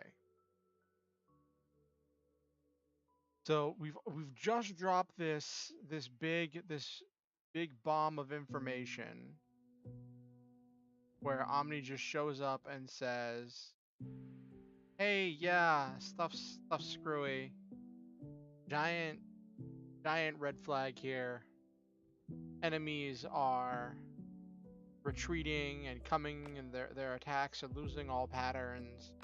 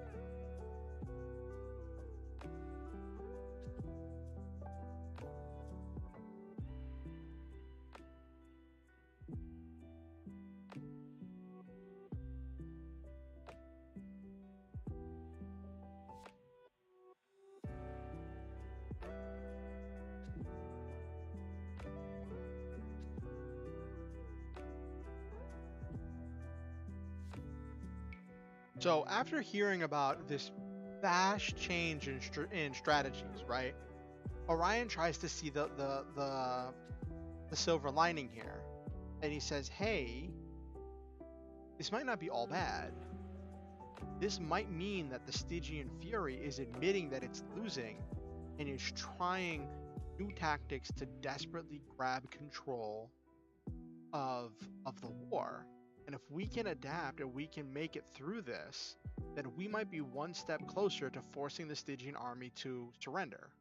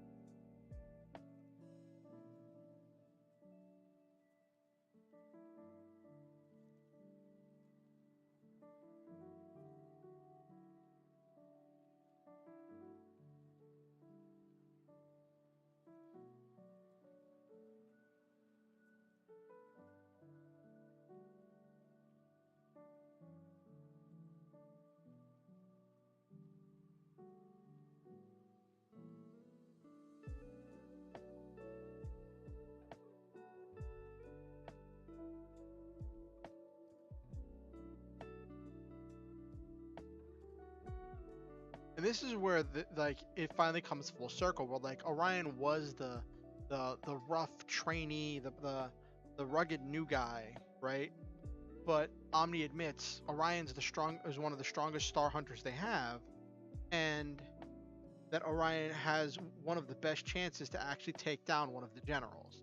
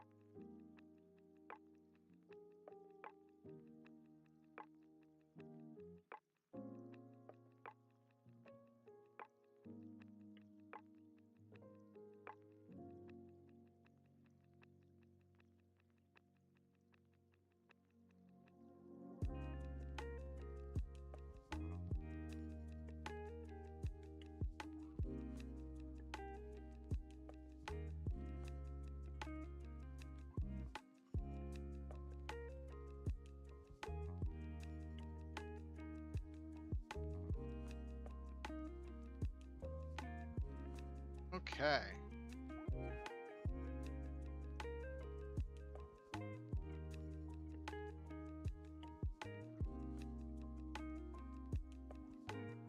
I probably don't need the tags here because it's only two people talking.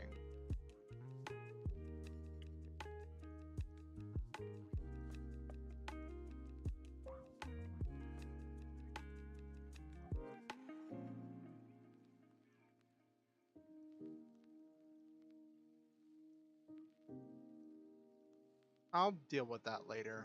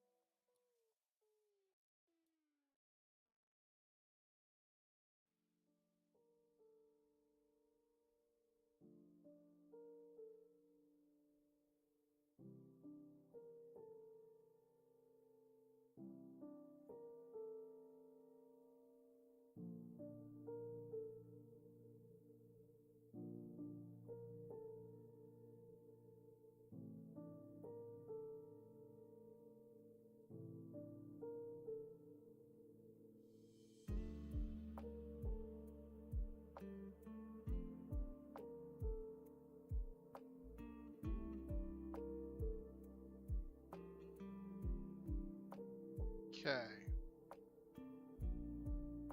All right.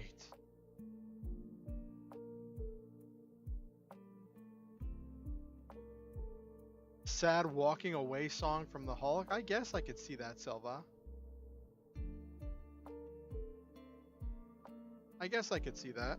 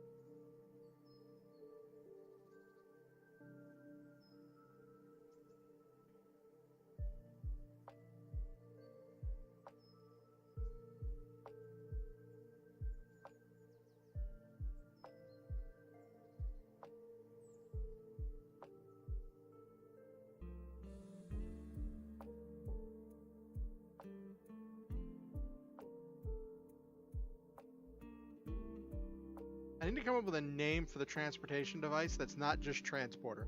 I use that because it was just easy, but I definitely need a new name for it because transporter is like that's the thing from Star Trek, you know.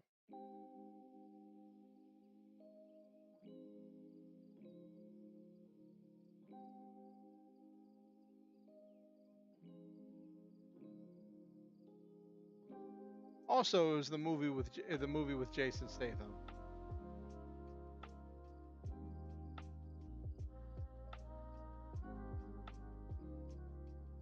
I'm always loath to use a word. And apparently it's a type of Volkswagen.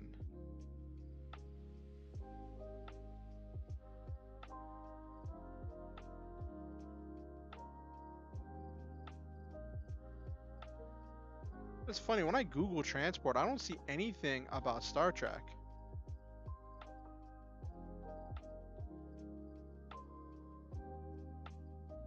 But I mean, yeah,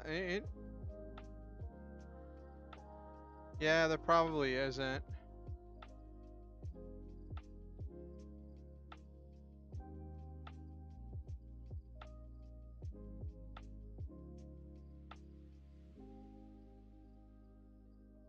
Yeah, it's the same name.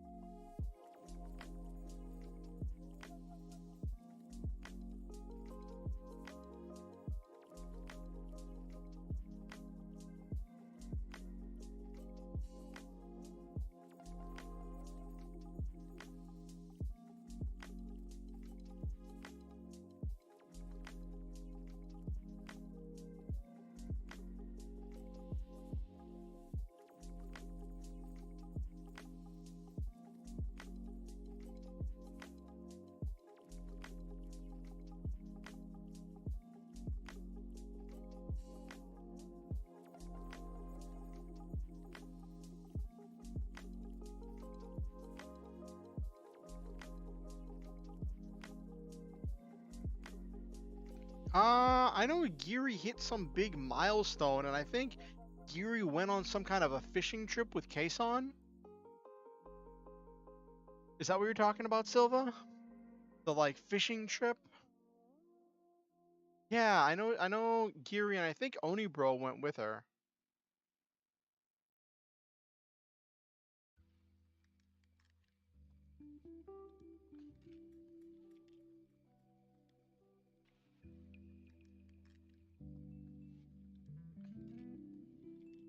She's on a train. Oh, okay. Is she streaming from the train? I remember uh I remember, was it yesterday or the day before? She went on a fishing trip with Kason.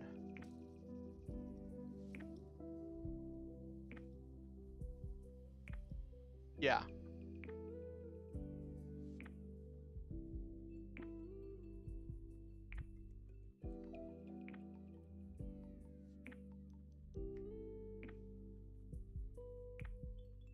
Oh, they made tons of jokes about what they were doing.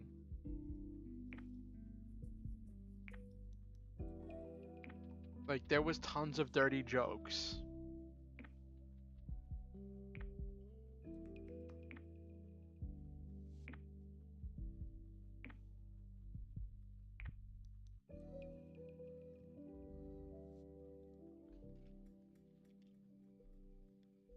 Yeah, sounds about right, Silva.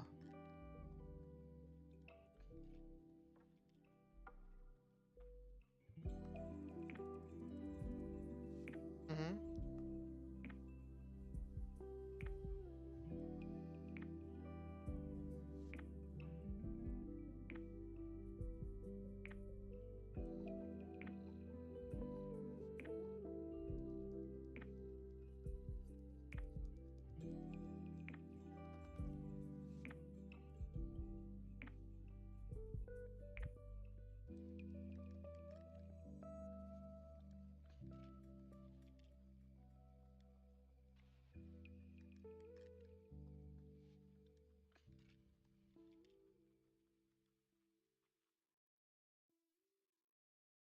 The gangster with the heart of a dragon. I can't imagine her going more than a minute without. Yeah, sounds about right, Nabiru. Never heard that referred to. Gangster with the heart of a dragon. That's one way to put it. Get emotional when I think about it.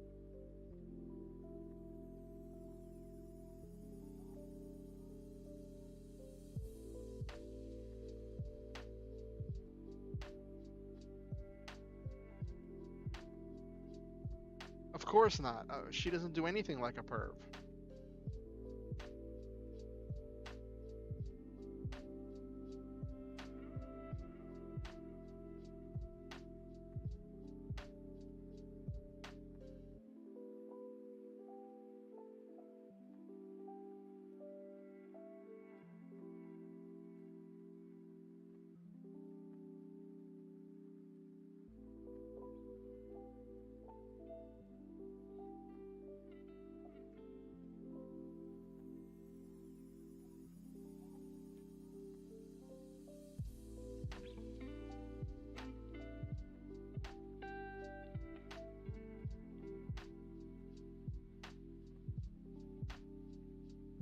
Mm-hmm. Yep, Nabiru.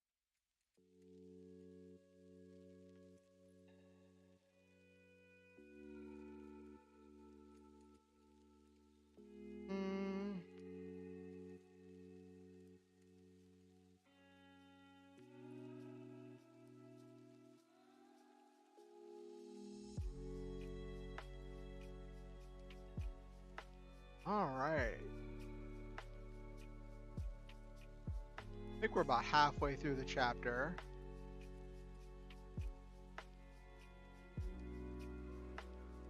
Yeah.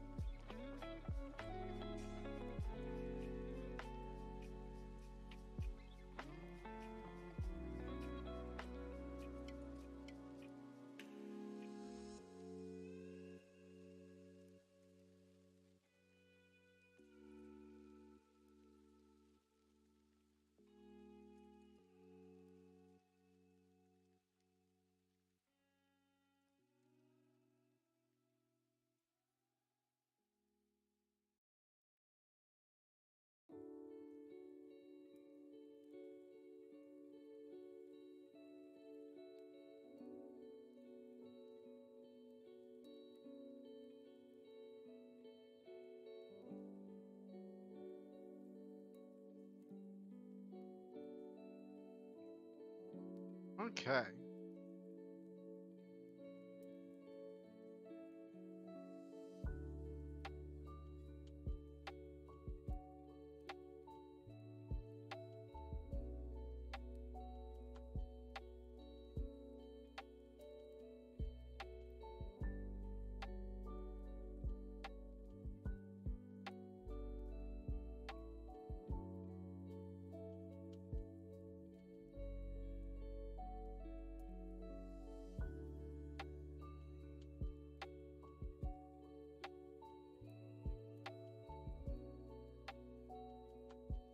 There we go. Cool.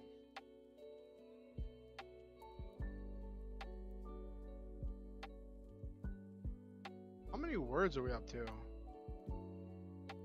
Wow, we're almost to 27. So I'm definitely falling slightly behind. But we're on chapter 13. So 14 is going to be 28, 29K.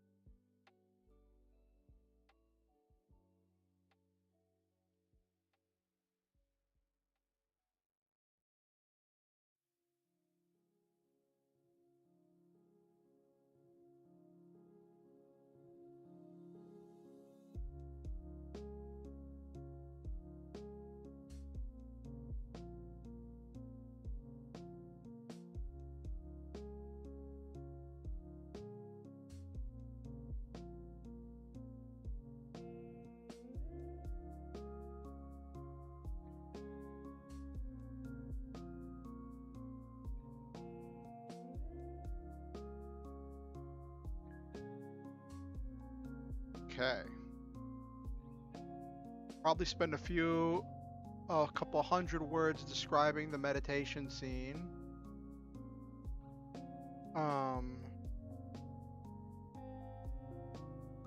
Okay.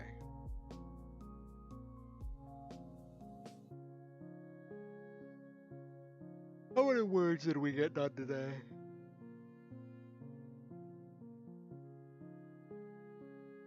Let's take a look.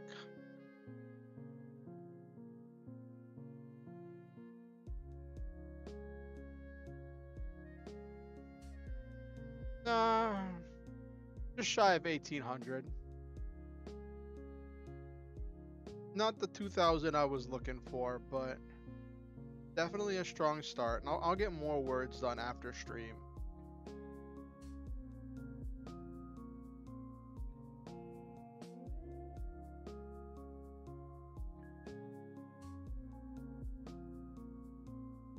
Let me just finish writing this scene, and then I'll do my outro and end stream. I want to just finish writing this meditation scene.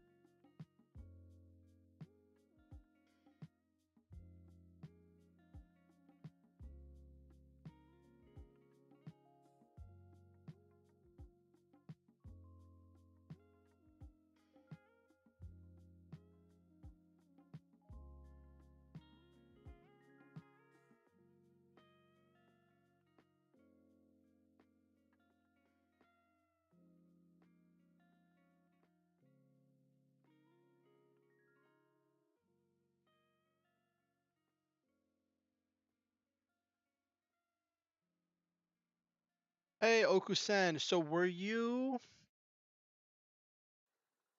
let me flip back here, soft and flaky? Were you soft and flaky, Okusen?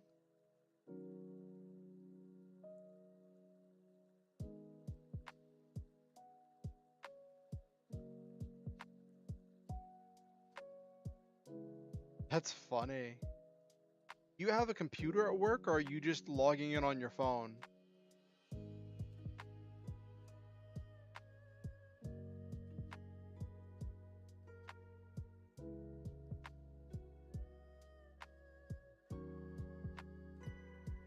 That's bizarre.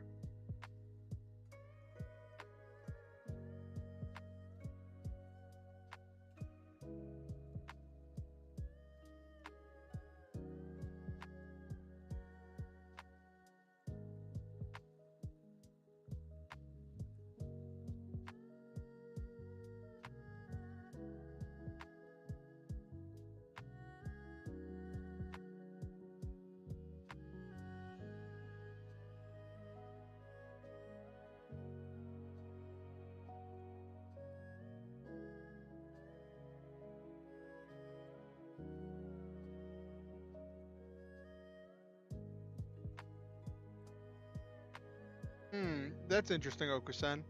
It's been going pretty well.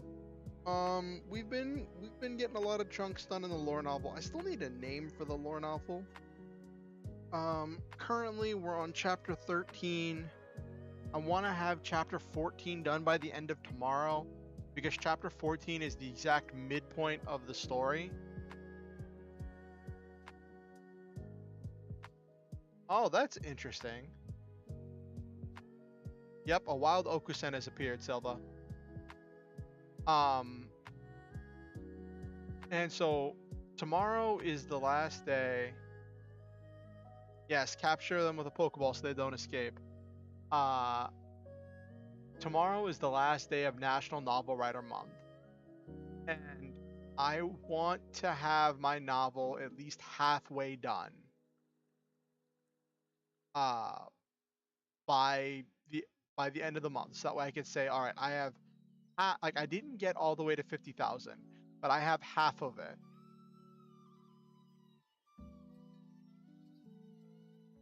And then, oh no, not the low catch rate.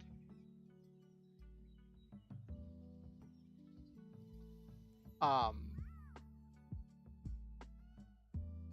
and then comes the hard part. Like, I was pushing myself for National Novel Writer Month. I wasn't working on my video game. I wasn't working on anything else. I was exclusively focusing on writing. Oh, wow. That just, like...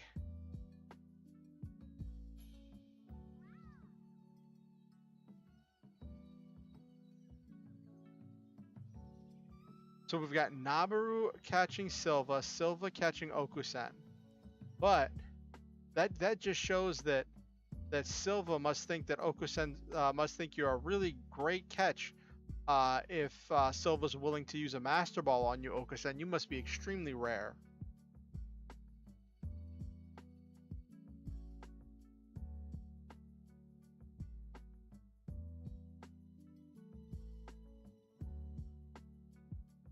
Yep, exactly. But yeah, so in order to get the progress that I've seen recently, where I've been cranking out about 2K words a day, I've had to stop all my other projects. And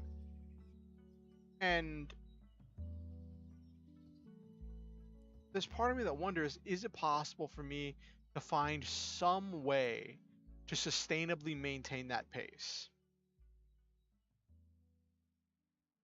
Like, is it possible for me to sustainably maintain that pace?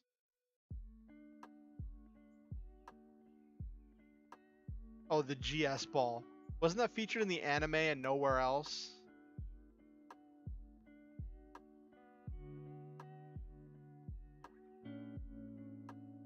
But yeah, it's like, do I try to maintain that breakneck pace for the next like 2 weeks? to finish this transcript, this manuscript, right? Yes, get Silva, the Get Silva ball.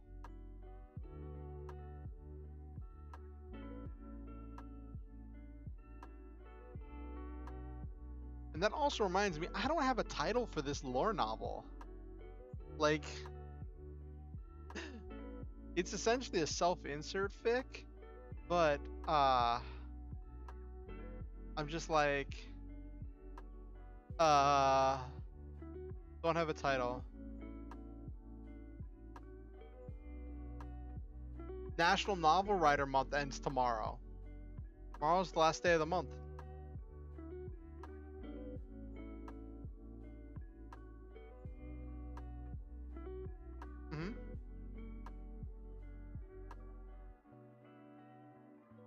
Ah, that's interesting, Nabiru. Oh no, Okusen. Do you remember something you have to do on the 29th? Oh no. Alright, I'm gonna finish this passage and then we'll go to just chatting just to wind down.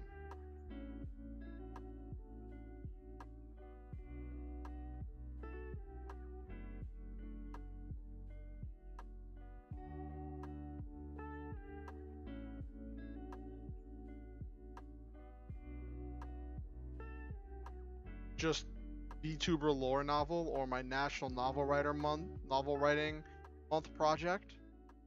That's the title I've been using.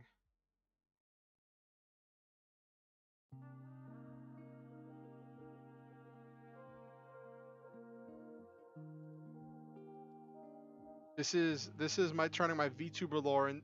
So this is not Halcyon Avenging.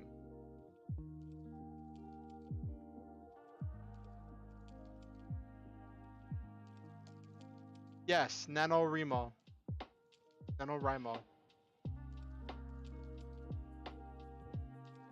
You alright over there, Okusen? I feel like you just had some deep revelation. Can you share with the rest of the class?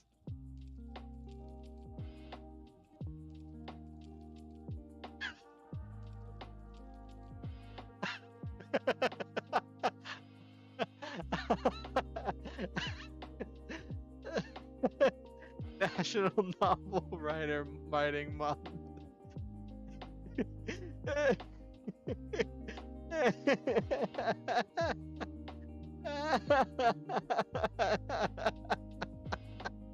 No, it's an acronym. Oh no. Oh no no no. Oh no, Okusen. Well, to be fair, I didn't make a big deal about having a National Novel Writer Month thing, and I didn't decide.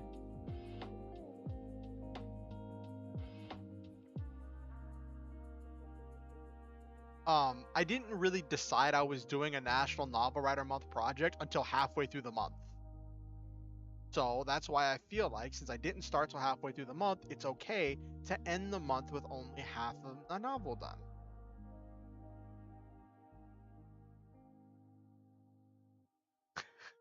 Oh no no no. I was trying to get people who search National Novel Writer Month. I was trying to get those clicks, that click-through rate, those impressions.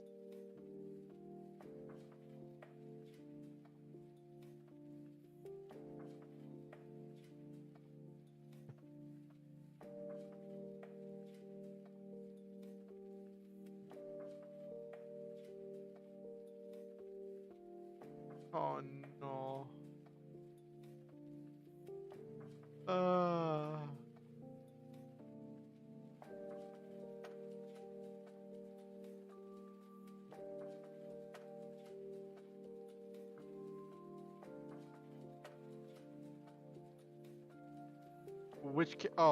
Oh yeah.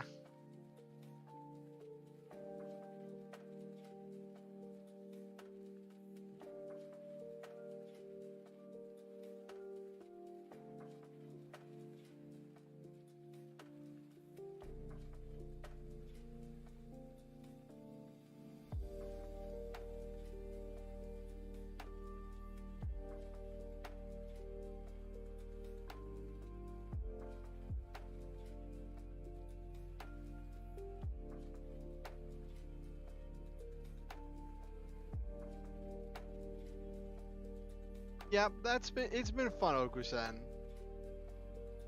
It's this weird existential feeling, like putting so much of myself into this because it is like a self-insert fic.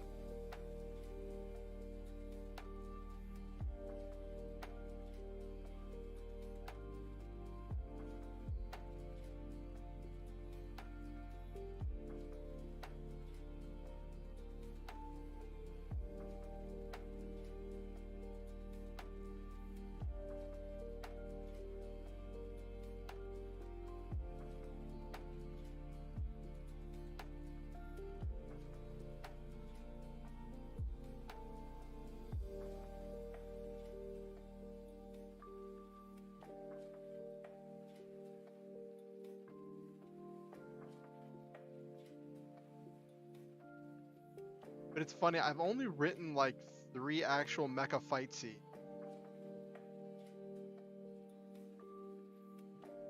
I'm gonna have a bunch more in the next chapter. Next chapter is gonna be a series of mecha fight scenes. It's gonna be mostly fight scenes next chapter, which I'm looking forward to writing. I might even end this chapter with a fight scene leading into the beginning of next chapter.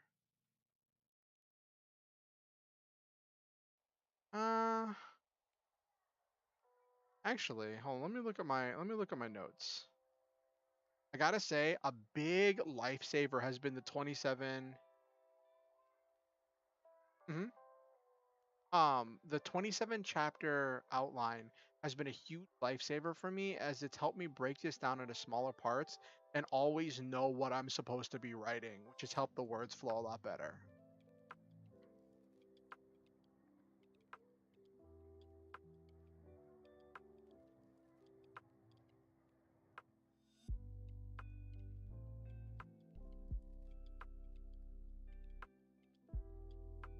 I definitely suggest that for anyone who's a plotter. Um, I'm honestly debating taking Halcyon Avenging and trying to restructure it through the 27 chapter system. And tweaking the 27 chapter system to fit my dual protagonist setup I have. Um, just to streamline it so I get a better feeling for what I want from the story. So 14 needs to be battles and ends with Dark Orion making an announcement to the world using his face, which is identical to Orion's.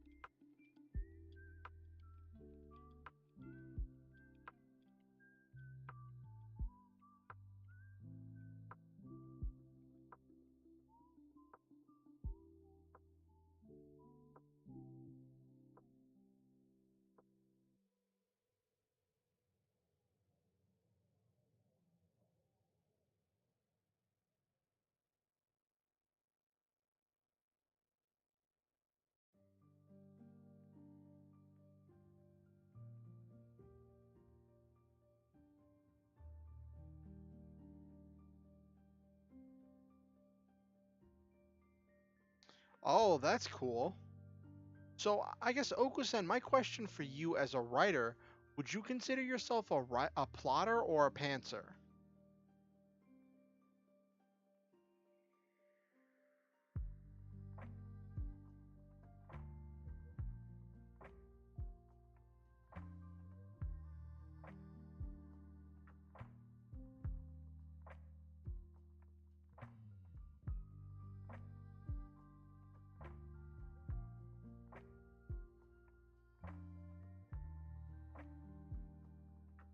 I just realized I kept going. I was gonna stop. I'm gonna end there. For now. Get a lot done. How many words? 'Cause I think of a big fight scene to end this chapter. and then a big fight scene, a group of smaller fight scenes, followed by the announcement of Dark Orion. Oh, sure. So a plotter is a person who creates plots and plans out um what they're going to do with outlines and a lot of like note taking and stuff beforehand. A pantser is a person who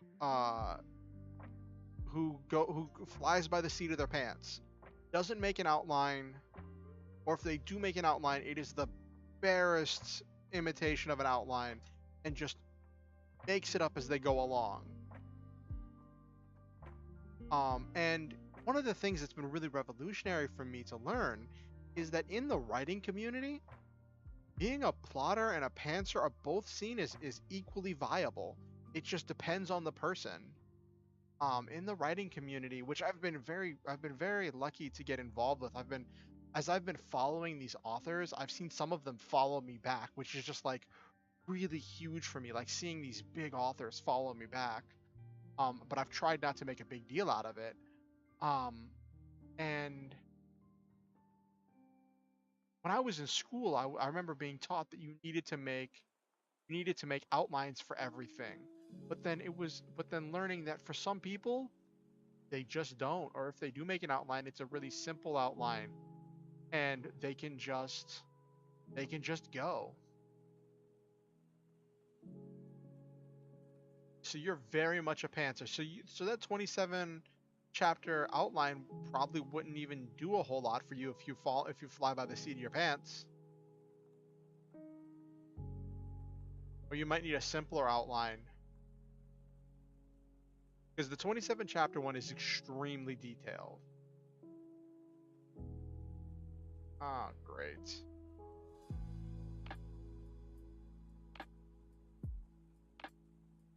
This is what I get for going longer.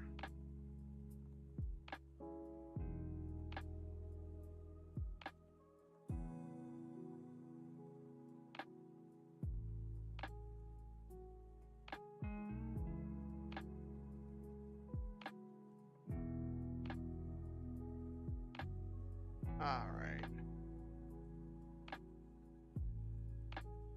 Huge difficulty outlining, but I also will lose ideas if I don't explore them. Anyway, Nabiru, what is your novel idea? What is your great novel title? Or is your title novel? Because it's a novel idea. Is that the pun, Nabiru? Is that the pun? Wait, hold on. You had to lower the word count so it would fit? Hold up, wait.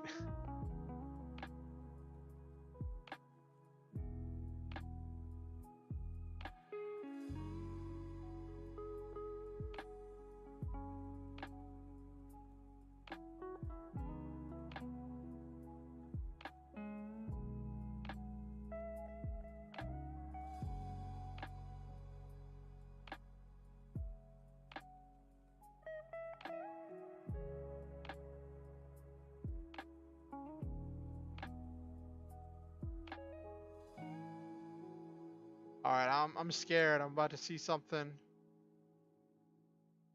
Oh no. So word count tonight was 1951. So not quite 2K words. I'll probably get more writing done after stream, but I don't want the stream to go on into the night. A celestial being who was destined for greatness ended up in another world, now aims to be the strongest mech pilot with his fellow star hunters.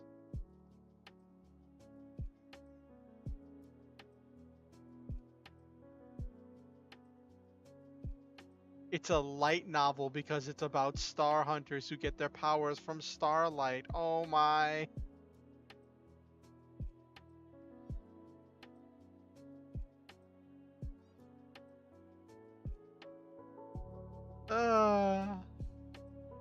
Oh no, no, no, no.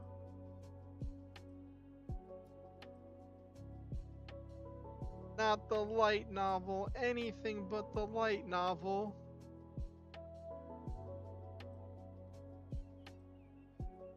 No, no, no.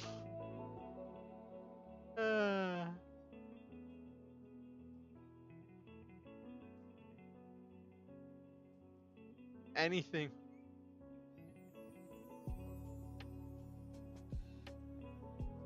Except there's only going to be one book. I don't know, maybe I'll do... Well, I saw a thing about it. So the reason why they have that is because light novels, when they're released, a lot of times they start on like one of 3 websites, and whenever people are searching, they don't see the description of the book on the website. They just see the title. So the light novel authors put as much of the description of the book in the title in order so that when people are scrolling through the listings, they'll get an idea of what the light novel's about.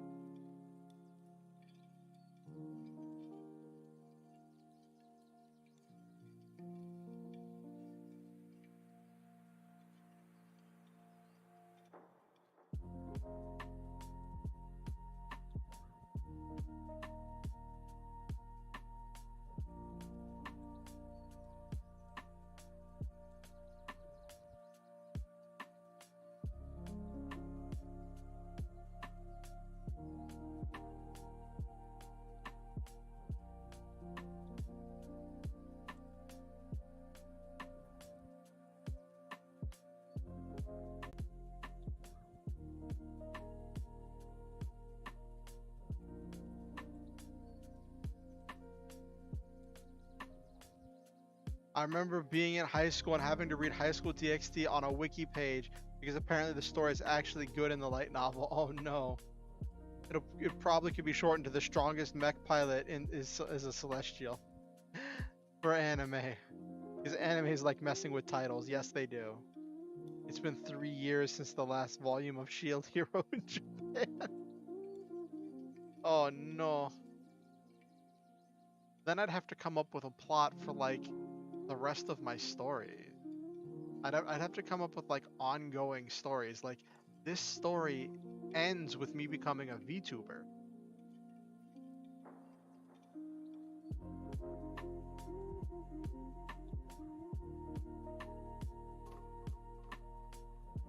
I'd say you have to ask Silva about that because Silva's the one who's all about Shield Hero.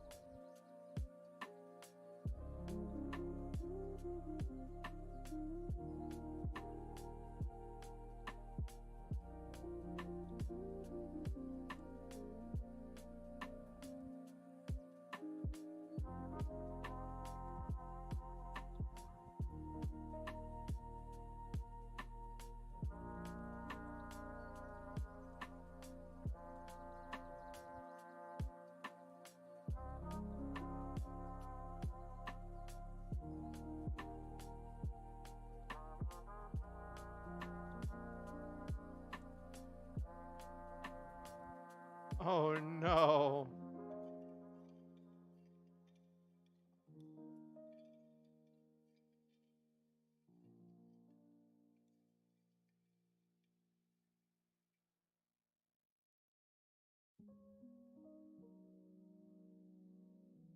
That reminds me, talking about releases, a new chapter for Skeleton Knight just came out. I'm probably gonna read that a little bit after stream.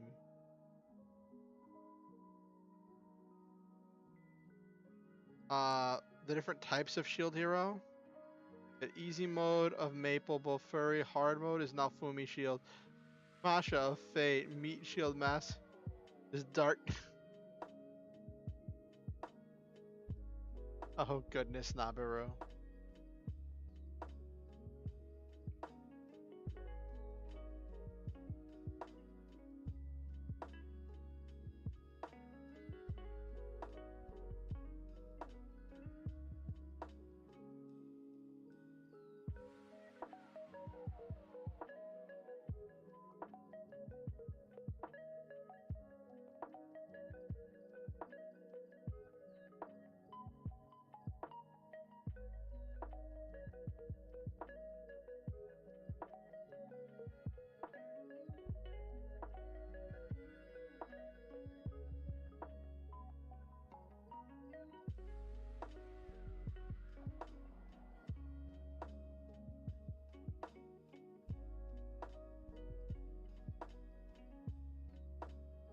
Yes, I guess darkness counts as a shield.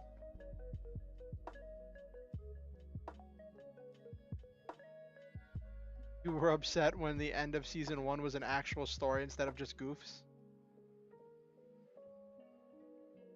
I don't know if I could put up with a story like we've talked about this before, that like I have limited mental space for gag anime. Season 2 is fun. That sounds interesting.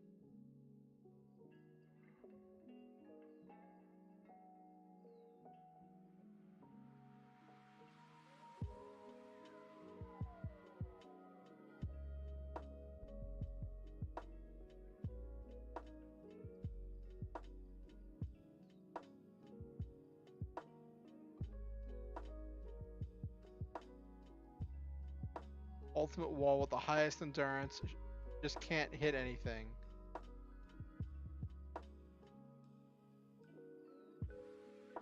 Yeah, I know bits and pieces of the story. Most of the stuff I know from clips or little research I've done here and there for like just my general fantasy enjoyment. Um,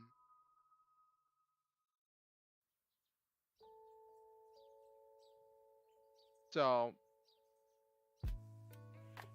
I don't think I'd really, I don't think I'd really enjoy Konosuba.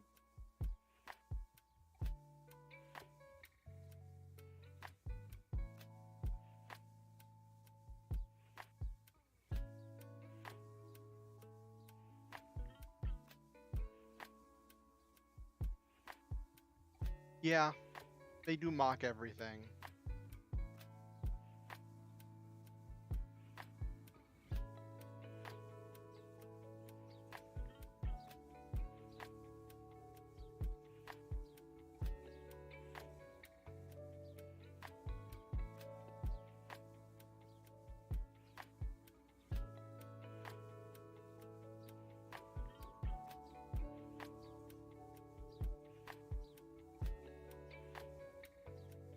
Or, the party dynamic though, Darkness not being able to hit anything, Mega Man being a insanely powerful wizard, but only when it comes to devastation explosions, Aqua being useless.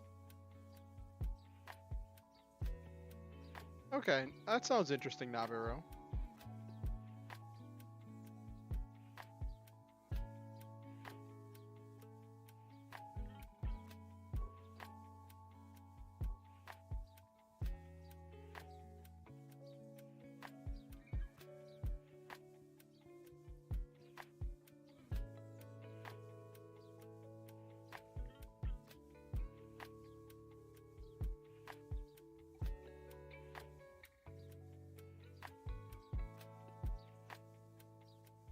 Uh, it's interesting how anime affects us in different parts of our lives.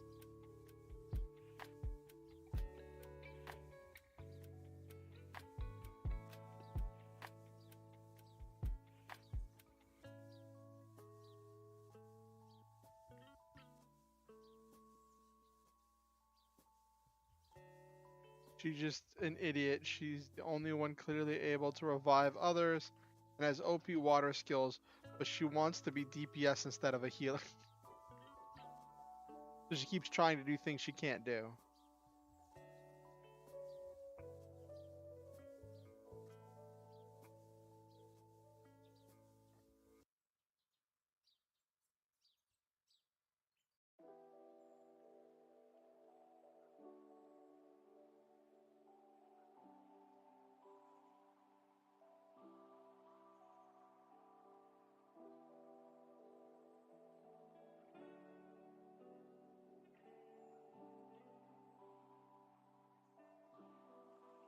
Yeah. Hmm.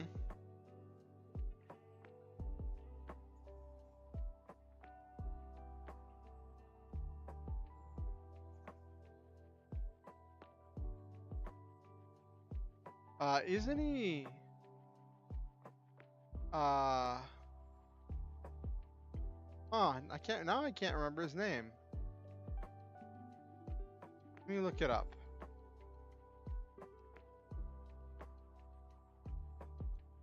Kazuma.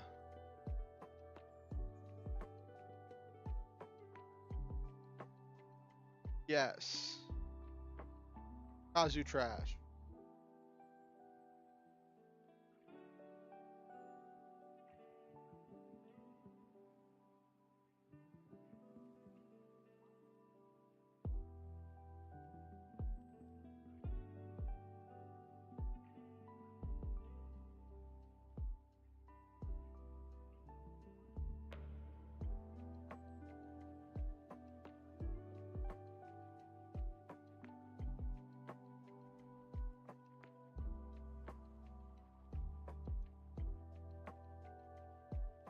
Yes, the panty pillager.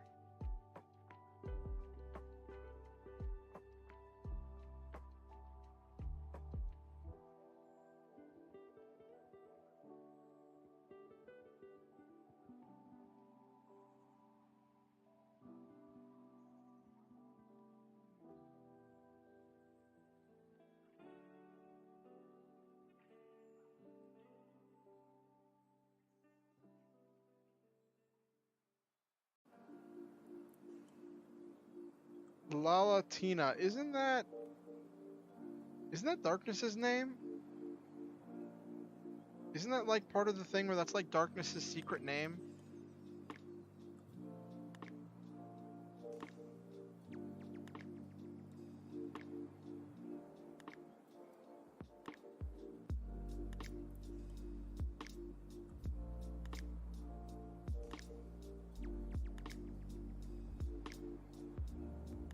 Latina Dustinus Fort, the Grand Noble whose family governs the land.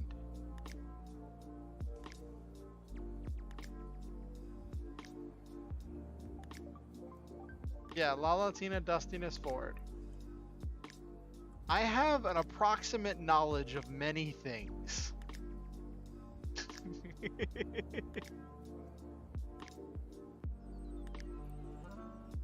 Like, I know who Kazuma's currently dating in the light novel, but I don't want to spoil it for anybody.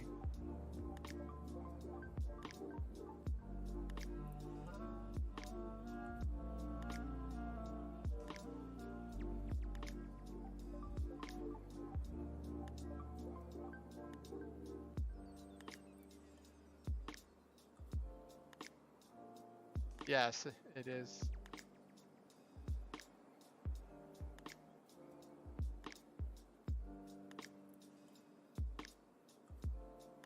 Oh, you were going to trick me, were you, Nabiru?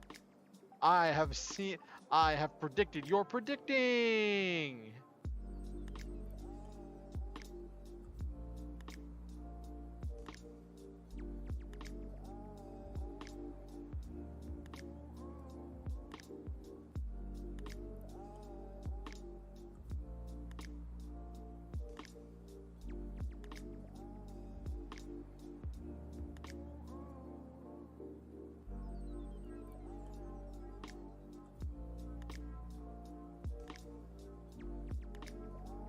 But yeah, I've watched some lore deep dives.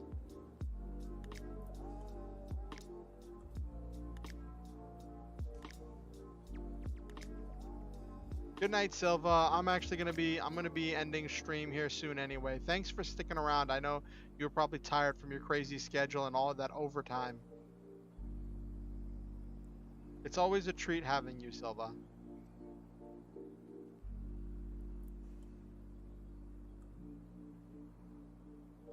Two characters who are the same person, but no one calls it out. Like it's a big meme not to say it.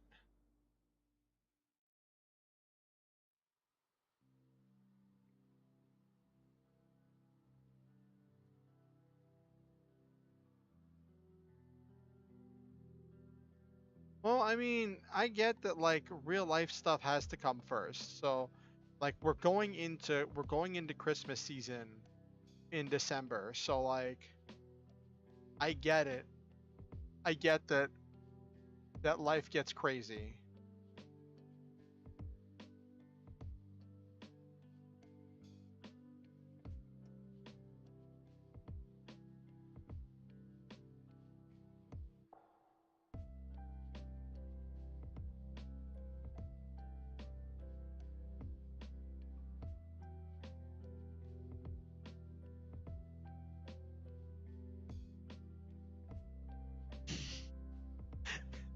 Well, it will be December in 2 days. It will be December in 2 days. Which means Nabaru is getting ready. Nabaru is currently defrosting and getting ready. My D&D DM is planning this like, yes, the love of Padaru. My D&D DM is planning this like side mission where we all play Santa's elves as we have to stop, what was it, Mariah Carey from taking over the world, from defrosting and taking over the world. And it's like, I really don't know if I have it in me to make another character. And part of me just wants to like take a break for a little bit. Also, because I just have so much stuff going on, and they're talking about what days in order to run the Christmas thing, and I just want to be like, hey, just a heads up, I won't be there.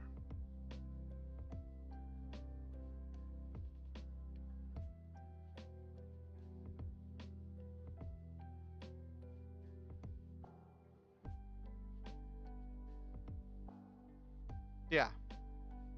Because they're talking about, I think they're talking about doing it on a different day than the regular day we do D&D, and like I am jam-packed full right now.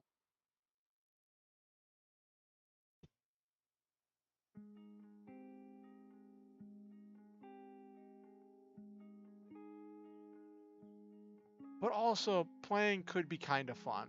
But someone I don't like might be joining the adventure. And like, I don't think this person knows that I blocked them on Facebook, and I just haven't talked to them in a while, and I just really don't want to deal with them. I might, just to get a night off, like have an extra night to stream.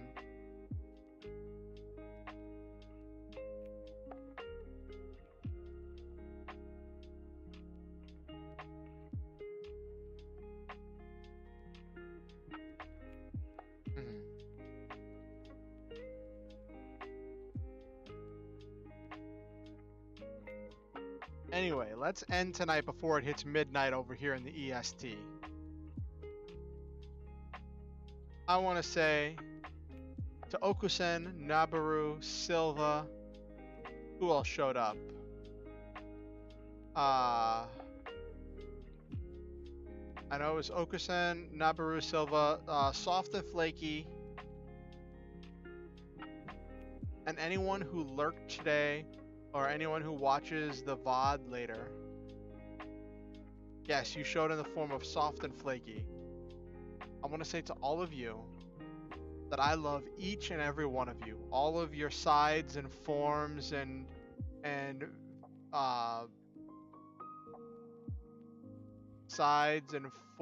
super modes. I believe in all of you. I think each and every one of you is a truly precious wonder that brings a unique energy to everything you do. I believe that each of you makes this world better every day just by being in it, and I am grateful every day to live in a world with you in it. Thank you for sharing your time with me, for watching the stream, and for interacting, and it has been a joy to have you here as we're chugging through these goals and through the streams. I realize my streams may not be for everyone, but I'm just glad you're all here. I'm glad to have this community. So if you could please like the stream, that helps the algorithm with sharing it. And if you have any suggestions, thoughts, or ideas, you can leave them in the comments. I may not respond to all of them, or I may not act on all of them, but I will read them all. Or at least all the ones that are made by people who aren't banned. And so there's that. And If you want to keep up with what I'm doing, you can subscribe and ding the notification bell. You'll be notified whenever I go live or when I upload any new content. Um, and if you want to keep up with what I'm doing outside of YouTube, there's a link to my Discord and my Twitter in the description below where you can join in on some of our other activities and keep up with other things that I am doing. And also always remember, especially in these uh in this season of giving, you never have to give any money to be a part of this community. You are always welcome here. You are always welcome and loved and cared for here. If you ever feel motivated to donate to improve my life or improve the stream, there are links where you can do that in the description below. But please only do that if you can afford to and if you've covered all of your other needs and things with getting, making sure Christmas is good for family. Have a good night, everybody. Next stream is planned to be Friday. It might be a game development stream because I haven't done one of those in like a month. Be Friday, 8:30 p.m. Eastern Time. Always remember the Star Hunter motto. Shoot for the stars, have wonderful adventures, live your dreams, and always, always, always stop to enjoy the memes. Have yourselves a wonderful night, and I'm just grateful for all of you who showed up.